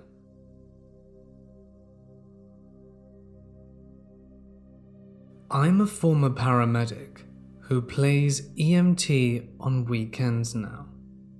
I always thought if I were to experience something paranormal at work, it'd be in any one of the number of ambulances I've used, on account of all the souls that have passed through. My partner and I, this night, weren't that lucky. I used to work in a moderately sized city in central Connecticut, and our company covered surrounding towns and had contracts to cover inter-hospital transfers and things like that, much further away from our 911 coverage area. The city itself has only a couple of 100,000 people, with suburbs and a river valley, and then rural woods beyond. Nothing special. We had to respond to the fringe of our coverage area in another town, in another corner of the state, literally nicknamed the Quiet Corner, because of how low populated and heavily wooded it was. After almost getting there, we wound up being cancelled in by a closer unit en route. It was 4:30 a.m. on a Wednesday in the autumn of 2010. We were turning around in a notoriously small one-stop light town. The ride back to civilization from where we were was only a 20 to 30 minute trip, but it's a long, straight, two-lane state route with dim streetlights and thick forest on both sides with occasional residences and very few small businesses. We turned off State Route 44 and on a road named Pumpkin Hill Road, which after a few more turns onto the side street was going to drop us further down 44 in the direction that we needed to be going in. Surrounding us was state forest and a couple of dirt roads, a couple of small rivers and a small lake, and not an awful lot of houses. The houses that were there were spaced apart pretty well. I was riding in the passenger seat with my face in the laptop, writing our cancelled tag, mentally preparing to go home after a long night, and my partner asked, "Do you see that?" and began to slow down. Pumpkin Hill was a gravel road that's fairly narrow, and we had jet black forest on both sides of us. Visibility in front of us was clear, but to the sides you couldn't see past the 5 or 6 foot tall hedgerows that lined the road behind the guardrail. The cab was illuminated by the laptop, so I shut it and looked up, squinted a little, and there I saw it only 100 or so feet in front of us. A very large dog. A very large dog that had silvery grey hair, with straight, cropped ears with little tufts atop of them, walking away from us ever so slowly, with a very unusual gait, almost like it was limping. The damn thing had to be 4 to 4.5 feet at the shoulders. My partner slows to a crawl, thinking it's hurt, and maybe it had a collar or tag. We thought surely such a magnificent beast had an owner. As we slowed to a crawl, something happened that I will never unsee or forget. The idle of the ambulance isn't its usual roar, We're just creeping at 5 miles per hour and gaining. I was on the passenger side, and it was on my side of the road. The plan was for my partner to put flashes on, and for me to whistle or hoot, and to see if our new friend was acclimated to humans, and if it needed help, or if he was street tough, and let to him on his own. We closed the 100-foot gap at around 25 to 30 feet. As we closed our distance, and right at the 10-yard mark or so, my partner and I simultaneously got a sense of dread. I was suddenly very aware of how much crap I was in, and my blood turned cold. The hairs on my arms and neck stood on end. My vision narrowed, and my heart started pumping well over 120 beats per minute. This is when the dog stood up. He just stood up, not like a domestic dog or a bear or a domestic cat would. Their movements are kind of awkward when they stand, and they're usually pretty quick to go back down on all fours after a few steps. And we do have black bears here, but it definitely wasn't one of those. It was too big. This creature was meant to stand up, and he did it as fluently as you or I would. My view of this was from behind, and that thing's shoulders would put an NFL defensive end to shame. It was a massive animal. My partner stopped the truck. The beast cocked its head to the side, ever so slightly to the left, revealing a single yellow-green glowing eye shine, then turned to my side of the woods and bolted. It was over as soon as it started. What my partner and I have always called the werewolf, we now estimate to be around 7.5 feet tall. Our ambulance has a little over 13-foot clearance, and the tufts of his ears lined up with about where our emergency lights were on the front of the top of the truck. The top of its head ended about where the windshield ended. Its shoulders were easily twice as wide as a man's, maybe 4.5 to 5 feet. Its back muscles were well developed, and it had a tamper waist, which led down to a bushy 3 or 4 foot long tail, and I kept referring to it as a he because it had enormous testicles, probably the size of basketballs. How it walked around with those things dragging, I have no idea. Its quadriceps, if I had to guess, were the size of a man's waist, anywhere between 30 to 40 inches. Its legs bent backwards like a canine, so I could make out it had an Achilles heel and massive clawed feet. The upper body details were more alarming to take in. The ears were cropped like a Doberman's, and they stood straight up, and the tufts atop them were a few inches tall on their own. When it snapped its head to the side to acknowledge us, it laid its ears flat back on the top of its head. He was all business when he did that. I got a perfect profile view of its face, and it had rigid, straight cheekbones which led away from its face and towards a gigantic muzzle. The socket around its eye looked incredibly human, and the eye itself was probably the size of a racquetball. And it wasn't reflecting light from our scene or headlights. It was definitely glowing yellow or green. The muzzle could have been a foot long, and it had a big old shiny wet dog nose at the end of it. Its mouth was partially open when it turned its head, and then it looked like it swallowed. I only caught a second or two of the long glimpses of its mouth. Its gums were black, and it had a dark purple tongue. Its teeth were bright white, and it had 2 pairs of fangs. They weren't incisors or inside the mouth. It had a pair of fangs that sat at the front and outside of his mouth, at the front bottom of its mouth. With his mouth closed, you could see them as these were teeth designed for puncturing, ripping, and tearing. Off its incredible shoulders were its arms, which were jacked and almost twice as long as its legs. The claws of the werewolf ended around where his knees were, and its claws had to have been at least 5 or 6 inches long. The claws were attached to digits at the end of a hand and did not look anything like a paw. Its forearms were longer than what his humerus would be and made up the majority of the arm. Above the elbow were the biceps, which, if I had to guess, were somewhere around 40 inches and well defined. Watching it stand so fluently made sense looking back, as obviously it used the power in its legs and did a sort of push-up with its gigantic long arms to spring into the position. The thing that has always bothered me though is that little head tilt he did.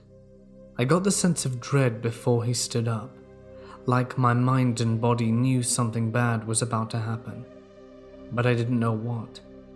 It was almost telekinetic. I got this feeling from the werewolf like, I know you mean well, move on, and I was never here. Then it vanished. The expression on its face wasn't angry or a scowl. It was more of a look of indifferent annoyance, like it was saying, "Ah man, who the hell are you? I have to deal with this now?" When it rolled to the right, it bent its legs and just leapt straight up and over the hedgerows. Didn't do a run to start, or even squat that much. He just turned and jumped, and when he did, he kept his body elongated.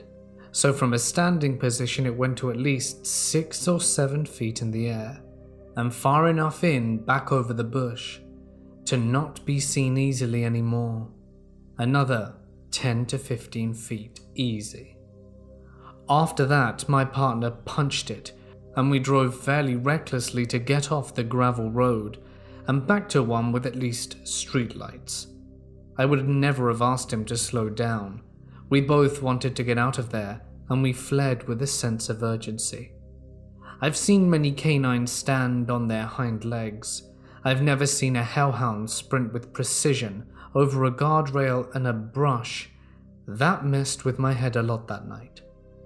After a lot of research, I came upon the legends of the Michigan Dogman and the Beast of Bray Road. The only problem is I live in Connecticut. We're not known for our Bigfoot sightings or wacky cryptozoology stories. The town of Pomfret, Connecticut, which was close by to the town we were in, does have some interesting wolf lore and a park named Wolf Den State Park.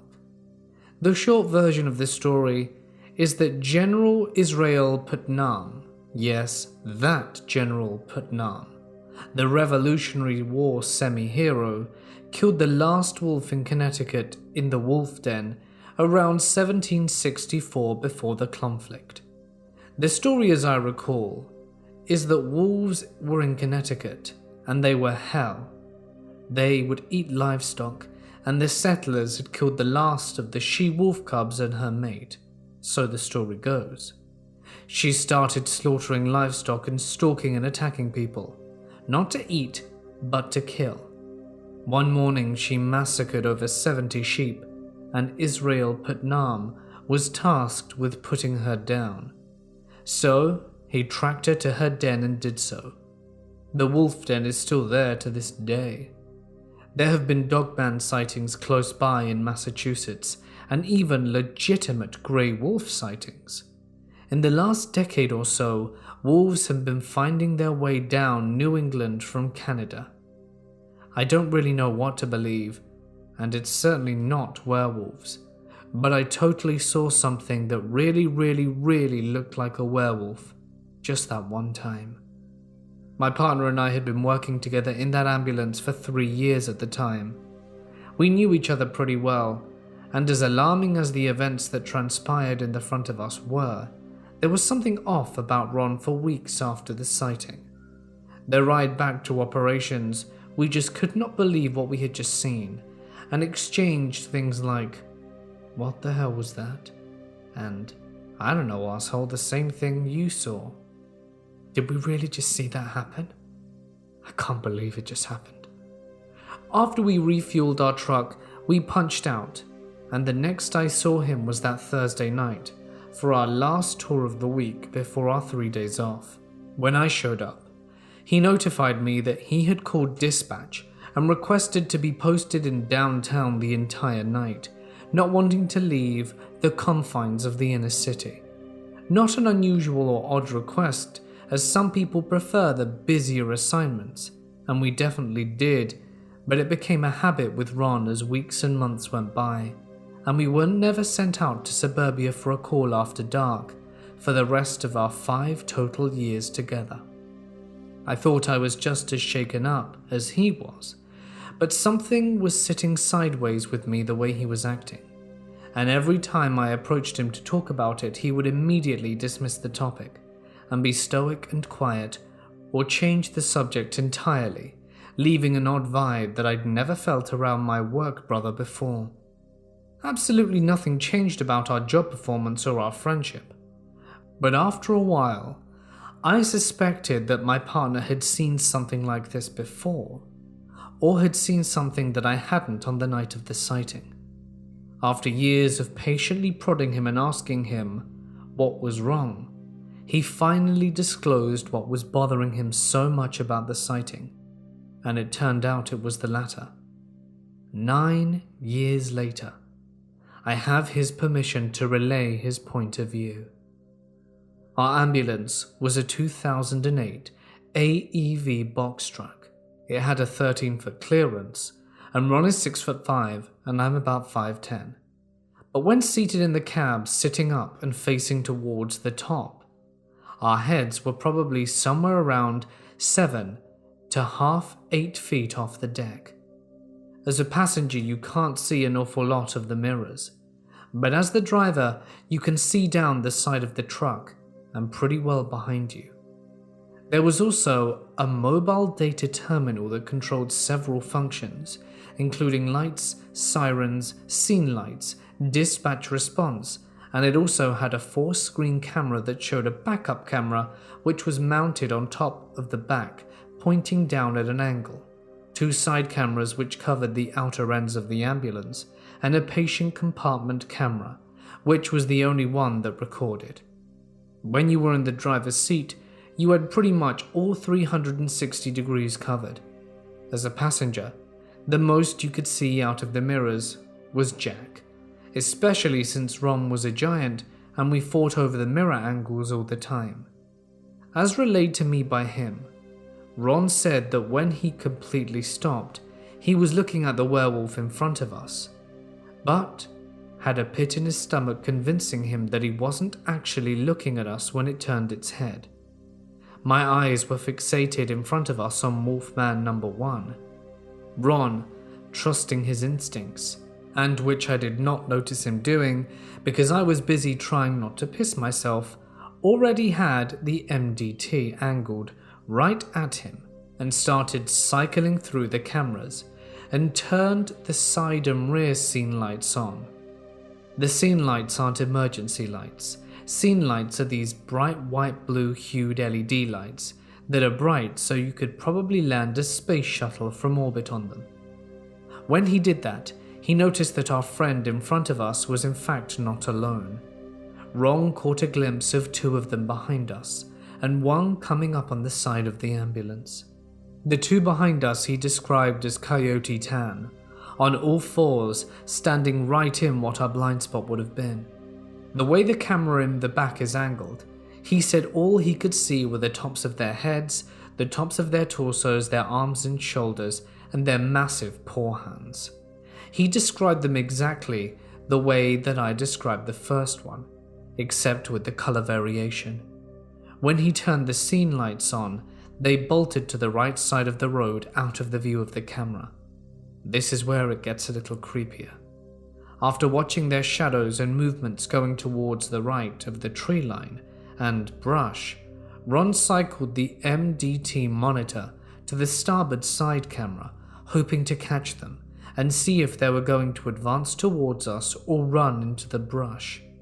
Mind you, this is all happening quickly and within a matter of seconds. When he cycled the camera, what he saw was another dogman, this one on its hind legs and blacker than the blackest black. So massive it was filling the entire monitor, and with its left hand was trying to open the door into the patient compartment area. Ron had hit the scene lights and cycled the camera and lost sight of the other two coyote tan dogmen. And as he couldn't see too much from the camera view, he looked in the passenger side mirror and said when he did, the black dogman looked right at him with its yellow eyes and grinned at him. He did see the coyote tan dogman leap over the brush behind the grinning one. He told me, "Danny, if you rolled your windows down and reached your arm out, you guys could have shaken hands." When he told me this, almost a decade after the incident, my blood ran cold again. He didn't discuss it for years, and all of this time I have no idea one was less than 5 feet behind my right shoulder. He said that the grinning dogman was a sinister-looking creature. It was clearly trying to stealthily open the patient compartment door on the right of us, and luckily, the locks engaged when the vehicle was in motion. When it was staring at him in the mirror with its toothy grin, it moved its head and saw the dogman we initially spotted jump up and over the brush, then followed suit. My partner said it stopped grinning and, almost like it was having a chuckle with itself, honestly, he looked like an asshole, turned to the right and jumped up and over the guardrail with the rest of his pack. As we drove away, I rolled my window down, and we did hear a very loud, almost like a chirping or a yapping. It was more like the sounds hyenas make. When I did that, Ron said, "Roll that back up, what the hell is the matter with you?" As we sped away, it was over. The whole event couldn't have lasted more than a minute and a half from when we first spotted him 100 feet down the dark road. Knowing my partner's side of the story now, after all these years, is what bothers me the most. Which is what probably bothered him for so long, is where did the other 3 come from? And what was their plan? What if I was someone alone in a Prius or a Mini Cooper? They'd destroy us. Were they out on a prowl? Or just looking to ambush motorists? Screw with people? I don't know. They were so intelligent to move into the blind spot and had a distraction in front of us like a classic ambush. After having thought I settled my nerves over all these years ago, I now have so many more questions, and I'm afraid I'll never have the answers. That's what my partner swears happened the night he saw a wolf beast on Pumpkin Hill Road in sleepy little Ashford, Connecticut, in our ambulance.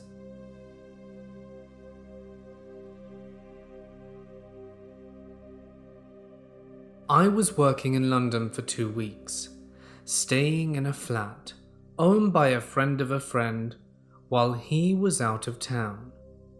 About halfway through the job, I got food poisoning and was pretty sick for 3 days. I still had to work. I got home one night about 12 and was chilling in the front room reading a book before going to bed, when I felt someone else was in the room. I looked up and there was a Native American dude stood in the middle of the room. He was wearing some kind of vest or waistcoat, and I see dark lines running up his forearm. He raises a hand, says some stuff directly to me, and just vanishes. I wasn't scared, just a bit strange, and I went to bed. A few hours later I woke up and wasn't sick anymore, and I drew a portrait of him in my sketchbook. A few days later I was back home, sat on some stairs waiting for my girlfriend with the name Little Crow popped up into my head, and I wrote it next to my drawing. About 6 months later, I hadn't mentioned this experience to many people. The original friend whose flat I stayed in gave me a book of Native American history, Bury My Heart at Wounded Knee, and there was a chapter about a Dakota chief called Little Crow. The photo of him looks like my drawing. He always wore long sleeves because he was shot by his brother when he was younger, and the bullet passed through both his arms. The wounds became infected and left ugly scars that he was embarrassed about.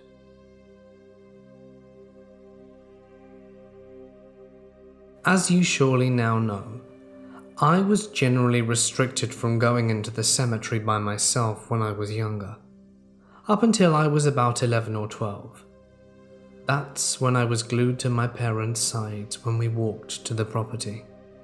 My Uncle Cal used to be the top candidate as my chaperone when neither of my mothers were available. He's a pretty solid dude, and he's willing to knock out anyone who poses a threat to me or anyone else in my family. One morning, when I was 6 years old, my mothers needed to be at the school to discuss an upcoming festival. Cal wasn't what you would consider a natural when it came to kids. He was so nice and did his very best when he was left to care for me, but he never really mastered the art of talking or playing with me. For example, on this particular day, he decided to play hide and seek. This wasn't anything new to me. I'd played all the time with my mums and aunts, but they always knew to go over the rules very carefully before we'd play. Stay in the yard, don't go into the cemetery, don't hide in any holes or dens made by animals, and always come out of your hiding spot when the seeker yelled, "Ollie ollie oxen free." Uncle Cal didn't know about these rules, and I wasn't about to remind him. I wanted to find a new hiding spot. If I had to crouch down inside one of the chicken coops one more time, I was going to scream. Cal hated to hide, so he volunteered to seek every time for the game. This was an added bonus. When I played with my parents and their sisters, I had to be the seeker all the time. I was slow, and they were competitive, so they didn't hold back when they got a chance to tag me. "You have to count to 100, I informed my uncle, as I led him to the shed that would be my home base. "And you can't peek." He nodded along and turned to face the wall of the shed. I was running before he even began to count. I wasn't going to hide behind a gravestone or mausoleum. Even at a young age, I knew how disrespectful that would be. But there was a patch of trees in the center of the yard that were calling me. I discovered it a few weeks ago, that one of the trees, an aspen tree, had a low-hanging branch that I could climb if I got a running start. Kids climbed one similar to it in the play area at school. I had joined in with them once, but my Aunt Gloria, who taught me at school, with my mum, Katie, was on playground duty that day, and she immediately made me get down. Without an adult to tell me no, and with at least 60 seconds left, I sprinted through the cemetery towards my goal. The tree that I have since named Ulei, after the Edgar Allan Poe poem, welcomed me with yellowing leaves and white branches hanging down like arms stretched out for a hug. I didn't hesitate. In fact, I picked up speed and lunged as soon as I was within reach.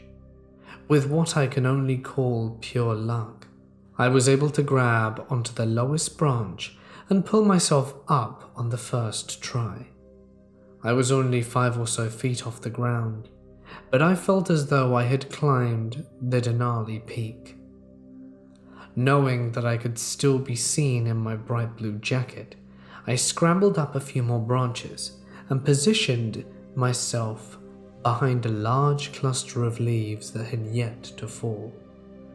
By the time I was fully situated, Cal was done counting and had been moving about the yard for a few minutes. He checked in the usual places a 6-year-old may have hidden. Most of them were places that I had frequented in hide and seek of days past, and a few places he looked were ones I had never thought of, but catalogued in my brain for the next time I played. I could see him quite easily from my little perch, and I was able to laugh at him without fear of being heard, because he was nowhere near me. He was scratching his head and double-checking everywhere he'd previously looked before, and then went into the house to search. At this point I was getting sore and leaned back against the trunk of the tree and waited for him to come out. The air was quiet, and I could hear the chirps of some birds nesting in the surrounding trees. If I hadn't been sitting on a narrow branch, sitting 20 feet above the ground, I would have allowed myself to drift off. But I stayed alert, hoping to see my uncle reappear soon. It was then that I felt a tingly feeling on the back of my neck. It wasn't unlike the sensation I got when my mums ran their finger through my hair or rubbed my back. Feeling relaxed, I glanced around and noticed just how still it was in this little oasis centered in the aunt cemetery. At this point, I was feeling rather euphoric. It wasn't until I was older that I found something that simulated a similar feeling. I wanted to find my mums. I had this overwhelming need to tell them that I loved them and give them a hug. I felt guilty for going into the cemetery and breaking their rules. I quickly began to climb out of the tree, and in the process, ended up missing a branch and fell about 8 feet to the ground. Later on, I would learn that I broke my wrist and thumb when I landed, but somehow didn't feel the pain and just had to return to my parents. In my delusional state, I decided the best route to take to get to town was through the woods behind the cemetery, probably because I was closer to the woods than I was to the road, but the forest was thick, full of traps that had been set by hunters and forgotten about. It was another place that I was told to avoid. Luckily, I didn't run into any traps that day.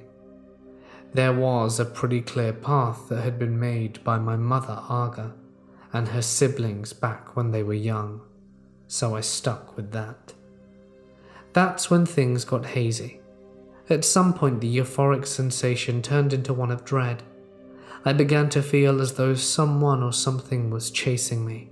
I remember crying and calling out for Cal to come and find me, and eventually, I blacked out.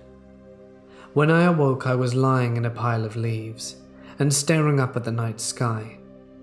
Pain flaring up in my right arm, and my feet stung. Climbing to my feet, I looked around and realized I was still in the woods. It took me a moment to get my bearings, but as soon as I figured out where I was only a few feet from the path and headed in the direction of the cemetery. My jacket was gone, as were my shoes and socks. I don't know what the hell happened there. My tiny feet were freezing and stung against the rocky ground. When I emerged from the forest in the cemetery, I could see red lights flashing up by the house, and I immediately knew who they were for. For a moment, I contemplated turning back and living my life in the woods, but I soldiered on, and by the time I was halfway across the graveyard, I could hear someone shouting my name. It was my mother, Katie. She was the strict one, with an Irish temper and a hand made for spanking.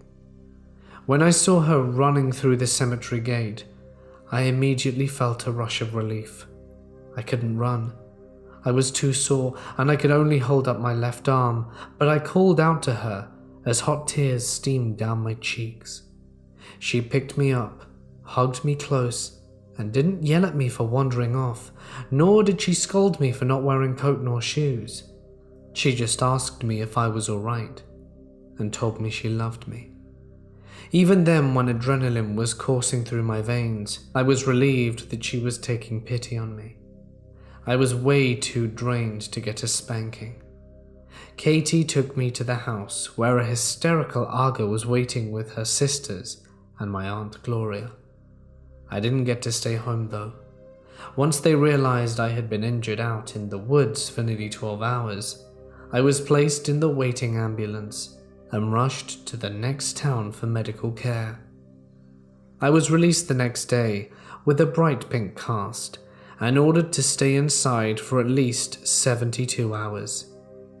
The shaman visited us the next day.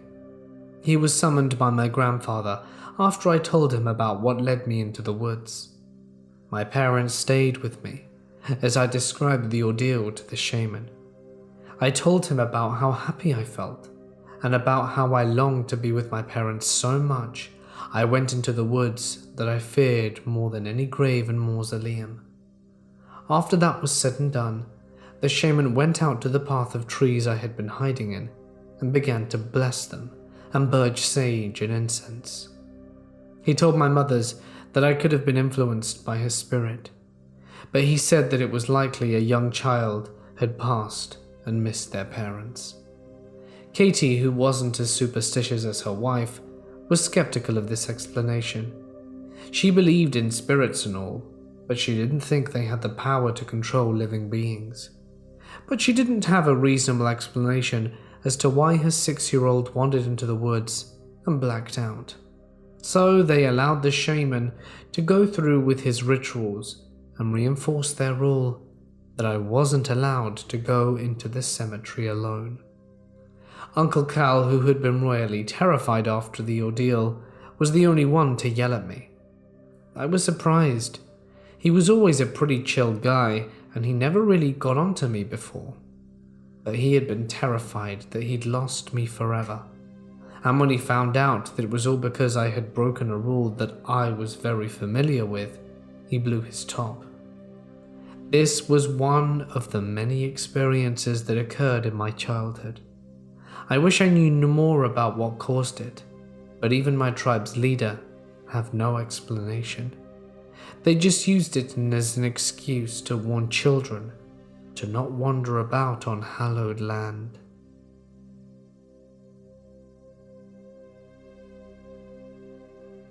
This happened to my cousin.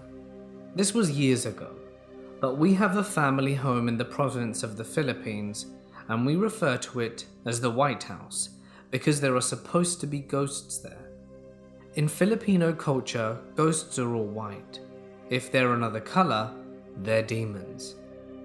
I don't completely remember why we were there, but I remember it was time to eat dinner. So our uncle told my cousin to wake up his mum, who was sleeping downstairs. My cousin, Jared, didn't want to go up there because he knew that's where the ghosts were. So my uncle said, "It's up to you. Your mum won't be able to eat then." So Jared got really worried that his mother wouldn't be able to eat dinner. So he went up the rickety old staircase and entered the first 3 rooms. He saw his mum sleeping under the blanket, so he went to shake her awake. Before he could put his hands on the blanket, he heard a voice call out, "Jared?" He quickly turned and saw his mum standing in the doorway. When he looked back at the bed, the blanket was laying completely flat. I used to work as an EMT, and I have seen plenty of stuff in my day. Here are a handful of stories that shook me to my core. The first one is probably one that I try not to dwell on often. This happened around 20 years ago. It was a dark and rainy night, and I was just chatting to a friend of mine. We get a call to a nearby hit and run. We sped out fairly quickly and made our way to the scene. A guy had been hit by a car. To us, it was just your standard procedure. We checked for a pulse, saw if he was still alive, and the guy was barely breathing. So, we get him up on a stretcher and into our vehicle. We rush him to the hospital, trying to check as much as we can before we arrive and stabilize him in his condition. He had cuts up and down his body, and his leg was particularly bad. I wasn't sure if we were going to be able to save that one. As we arrive to the hospital, we're greeted by other emergency staff and hand over the patient. He really is in a bad shape. He's losing a lot of blood, and they look down at his leg, and we know we're gonna have to amputate. That's where I left it. A few years later is where the story gets particularly gnarly. We get a similar call for a hit and run. We go out to investigate, and it's the same guy. His leg, as it turns out, did have to end up being amputated. He lost that the last time, and this time we look down, and again, his leg is completely mangled. Oh boy, I think. This guy isn't gonna have any legs left. We put him into the ambulance and cart him away. Same hospital, same doctor. He looks down, looks up at us and goes, "Deja vu?" It was a very weird and odd sensation. I actually followed this one up and was told that the guy lost his other leg. Very weird experience to happen. And after asking about, some of the nurses had managed to ascertain a little bit of information about him. Turns out he was a local drunk. He always used to go to a nearby bar and used to come home by crossing the highway, so it was entirely his own doing. After his first leg got amputated, fortunately just below the knee, he had enough left to get an artificial leg made and managed to trudge himself over the highway. However, this time he was not as successful on his nighttime endeavor and lost his other leg, all for taking a shortcut. If this story taught me anything, is that shortcuts that put your life in danger are never worthwhile. Of course, I've had your fair share of terrible calls too. It was your standard plea for an ambulance, and they weren't sure what exactly was going on.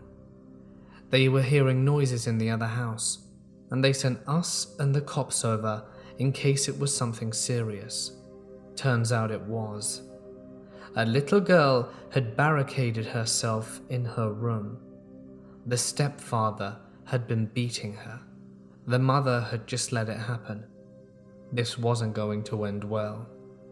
The stepfather had been drinking and was battering on the door with a hammer. And if the police hadn't arrived when they did, I shudder to think what would have happened to this child. She couldn't have been any more than 8, cowering in a corner in her filthy, dark and dank room. Human feces was on the corner and some of the walls. It had been very clear to us that this girl had been long time neglected and forgotten and abused. It was very sad to see her like this. We went in, extracted the child, checked her, and apart from bruises and cuts, she seemed relatively fine. She was, however, extremely malnourished. Her face was gaunt. Her skin was a ghostly grey pale colour. And her eyes, they looked like the eyes of a 50-year-old. The stuff that she had seen, that she had had to endure, it wasn't right. Both the mother and the boyfriend got long time in prison for neglect and abuse. I don't know about the girl, as you can't keep track of her while in the system. All that I know is that I hope she is okay, and she's in a better place. Her name hasn't come up since, and I haven't seen her, so I hope she's doing okay. The last story is a call from when I had just started this job. We were dispatched to an old woman's house. It was told to us that all she requested was an ambulance and hung up the phone, so we weren't entirely sure what to expect.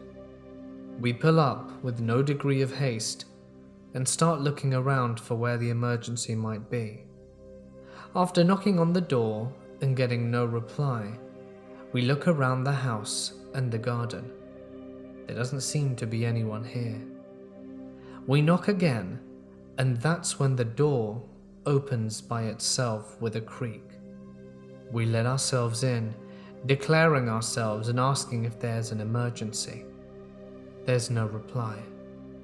We're not supposed to go into a house like this without the police, so we step back because we shouldn't go investigate and call the cops in case it's dangerous.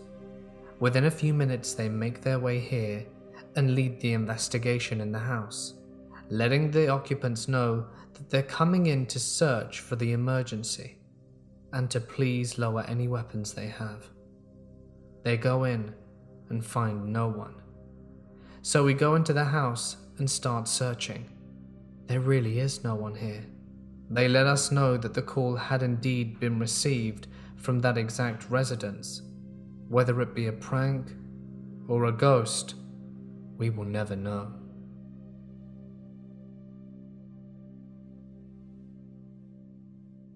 I had a long-time employee we called MacGyver because he had such a knack for fixing or improving anything with whatever he had on hand. An example is a storage cabinet that had the handle broken years ago. Instead of fixing the lock, he strategically placed a magnet that holds it closed, and it's still there today. He died of cancer in 2010, and just a few days after he passed, I accidentally broke a shelf off the wall. I tried rehanging it with no luck.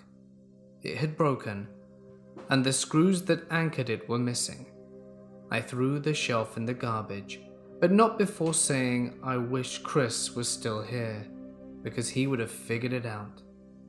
I have the only keys to the office. I'm the first in and last out. The next morning when I came in, the shelf was out of the trash and rehung. Push pins were used to both hang it and stabilize it. Exactly the type of fix that he would have done. To this day, I have no explanation for how that happened.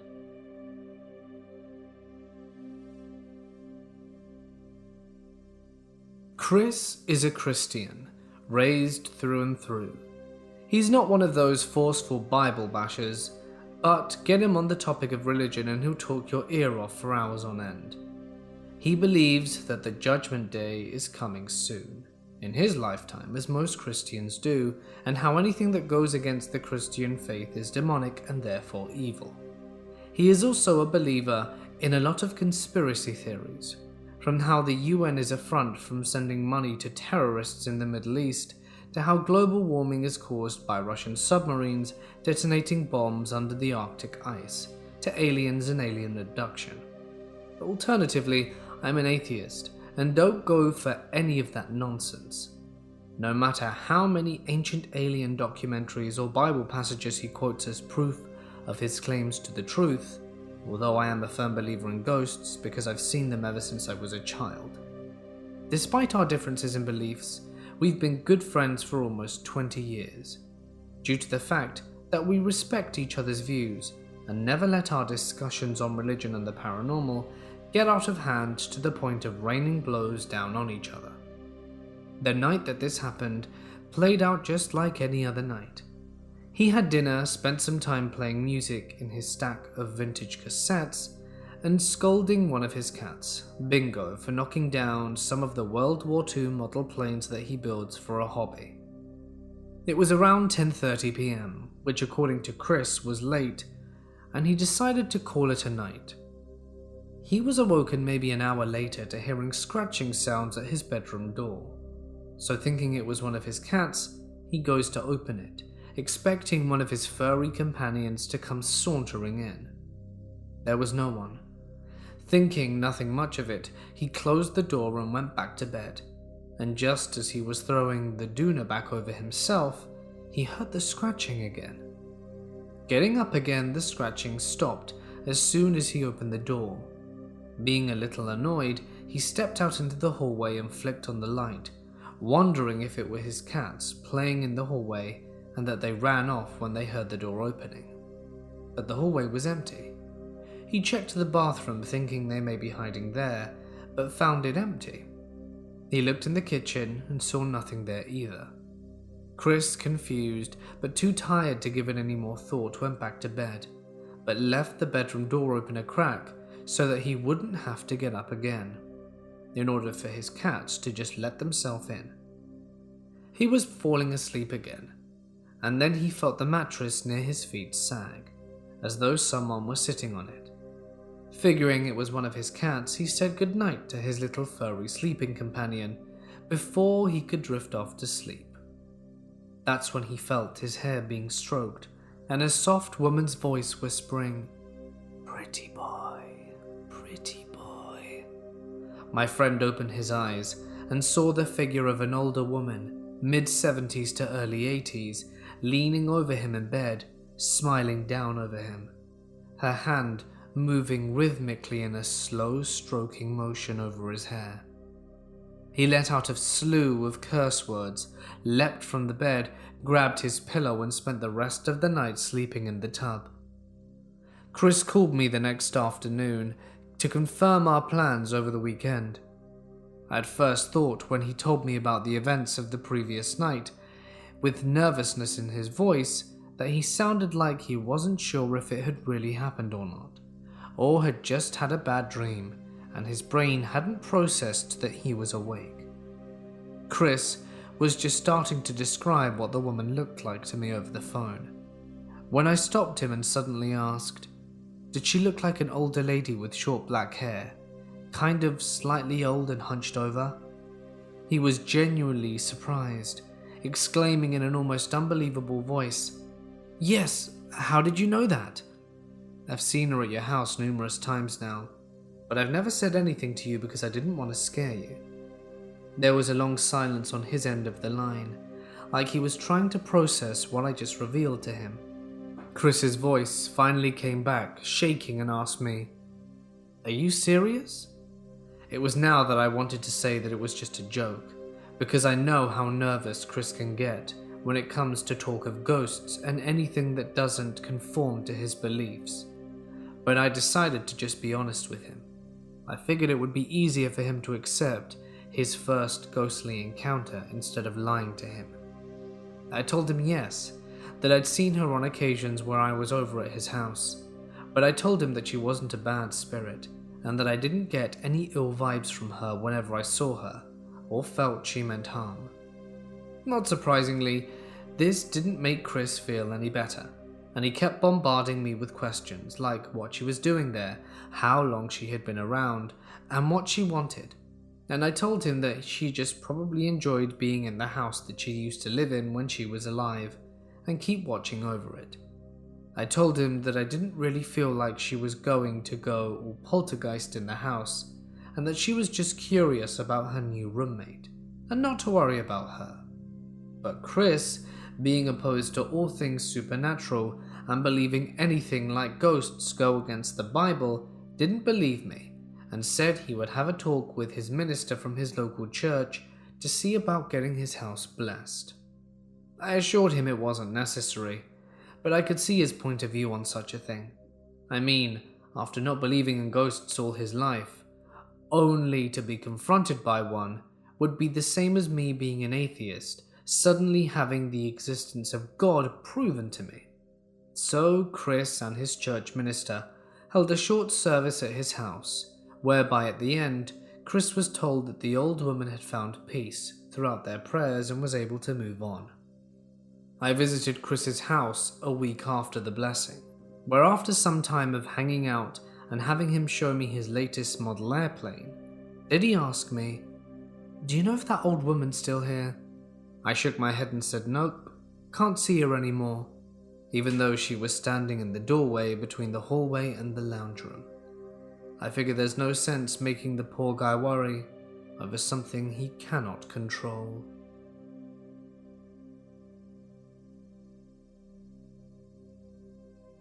I've been a career paramedic, but this happened when I only had been one for about 5 years. This has never left me to this day, and I kid you not, it happened just like this. I was driving home on a rural highway one rainy afternoon. It was really pouring, and traffic had slowed to 50 miles an hour. I was following two vehicles, and we rounded a bend in the road as a small sports car on the opposite side crossed the center line and hit the small SUV that was leading the three of us vehicles on my side of the road. I immediately pulled over and called 911. It was a bad one. I got out to check on everybody. There was wailing coming from the SUV on the side of the road. That's always a good thing because people are breathing. So I went down to the field past the ditch to check on the sports car. There were two young guys in the car. The force of the impact had driven the engine to where the front passenger seat should be. The passenger was still buckled, his crumpled hands grabbing the "oh shit" handle overhead. The entire section of car shoveled into the backseat area. The back of the car had peeled away, as had the passenger's top of his head. His jawbone jutted out, raw and jagged. He was clearly deceased, but I felt for his pulse anyway, all while listening to the gasping, ragged, dragging breaths of the driver. No pulse on the passenger. I tried to figure out how to deal with the driver, but there was nothing I could do. The car had literally wrapped around him, and it would be taking an extrication team to get him out. Listening to his dying breathing, I apologized out loud that I couldn't do more. Told him I was sorry to leave him, but others needed my help too. In my heart, I knew he'd never make it, so I went to render aid where it was needed. In triage, we call this black tagging, a patient who wasn't going to survive. I did what I could for the family in the SUV. Emergency medical people and fire services got to the scene and took over. The entire family had injuries, but all survived. The mother had permanent brain damage and lost an eye. But the whole day, those two guys in the red sports car stayed in my mind. That night I was home alone and getting ready for bed with just the bedside lamp on, and I heard something in the hallway. It got louder as it came closer down the dark hallway towards my open door. It was like a thump and a drag, over and over. I absolutely froze. A broken hand curled around the frame of my doorway, and then the kid from the passenger seat was standing there, busted up like he was in the car. I'm totally serious. He looked at me, and I can't recall the exact words of what he said, but it was something along the lines of, "Hey, my friend wants you to know he understands. He wants you to know he's okay. We both are. Thanks for trying." He stood there for a few more seconds just looking at me, and then he stepped back into the shadows, let go of the doorframe, and I listened to him drag back down the hallway into nothing. I turned on every light I could, slept with the lights on for 2 weeks, and I clipped out their death notices from the paper later that week. Turns out they were both high school seniors on their way home from a wrestling tournament. Their car hydroplaned, from what the investigation determined. I'd never have recognized the blonde-headed kid had he not come to me as his unhealthy, unwrecked self. Freaked me the hell out that he came to me busted up. I still have the newspaper clippings, and I'll never forget them, nor their ghostly visit. That's my experience. I've seen a lot of stuff in my 29-year career, but nothing quite that visceral before or since.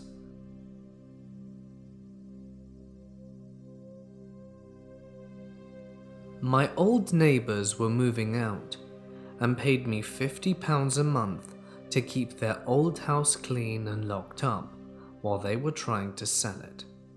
One day, a random couple from a few doors down came to my house to tell me that they had seen someone inside the house and wondered if it was me. I grabbed my torch, and me and my dad ran over to the house thinking that some squatters had thought they'd hit the jackpot. But when I went in, the place was completely empty. I checked every single room and cupboard inside the house and couldn't find a soul, so I brushed it off and thought it must have been the owner's daughter or something, as she'd left before the couple came to mine. I spoke with the couple a few days later, and told me that they were absolutely 100% certain that they saw the bedroom light turn on and saw two children playing in the room. I told them that it must have been the owner's daughter, that she has two children, and they told me that they had spoken with her and she hadn't been to the house all week. I laughed it off, thinking that the couple must have been seeing things, but ever since that day, I've had a very weird feeling come over me every time I walk into the house. It's sold now though, so the ghost kids are no longer my problem.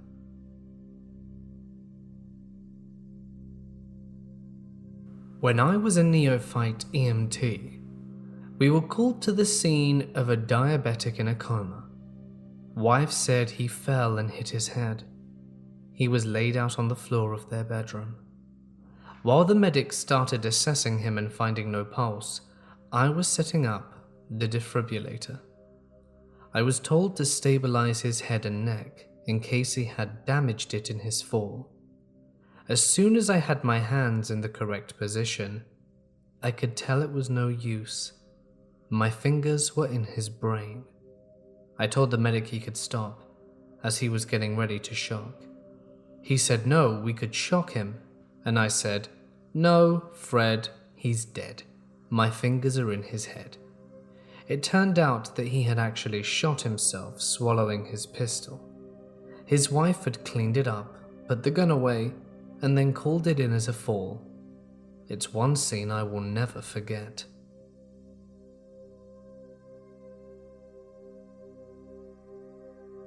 Ever since I returned home from a 4-month trip, my room wasn't the same anymore. When I was there, I usually felt a warm feeling of security and coziness, or at least I didn't feel a feeling of dread or hopelessness. I'm a guy and live with my mom and 2 younger brothers in a town in a very isolated valley in the middle of nowhere, and not even in town, but rather a few kilometers from it. And on top of that, my room isn't in the house, but outside of it, a shed that we revamped into my room. Well, the thing is that the first night I slept there after I came back, I immediately felt a difference. The air felt heavier, and a soft breeze blew on me all night, and I felt an ominous presence standing in the opposite corner of the room, even though I had my lamp on all night, and there wasn't anything there. Looking at that corner makes me feel dread and unprotected, and I'm in constant alert. I can't even sleep. I spend all night watching YouTube videos on my phone and keep me distracted until the sun comes up, where I finally feel better. But the feeling is there, even then. Even with my girlfriend here for the night, I still can't feel safe. Tonight, I'm gonna sleep in the living room of my house because I can't stand it anymore. I'm tired of feeling insecure while in my own room and not being able to get enough sleep. I think it's progressively getting worse, and I've only been back for 2 weeks. Last night I couldn't sleep at all. I ended up passing out from exhaustion at 7 AM and woke up at 11 not wanting to spend any more time there. I want to know how I can fix this and what I can do that will make it stop.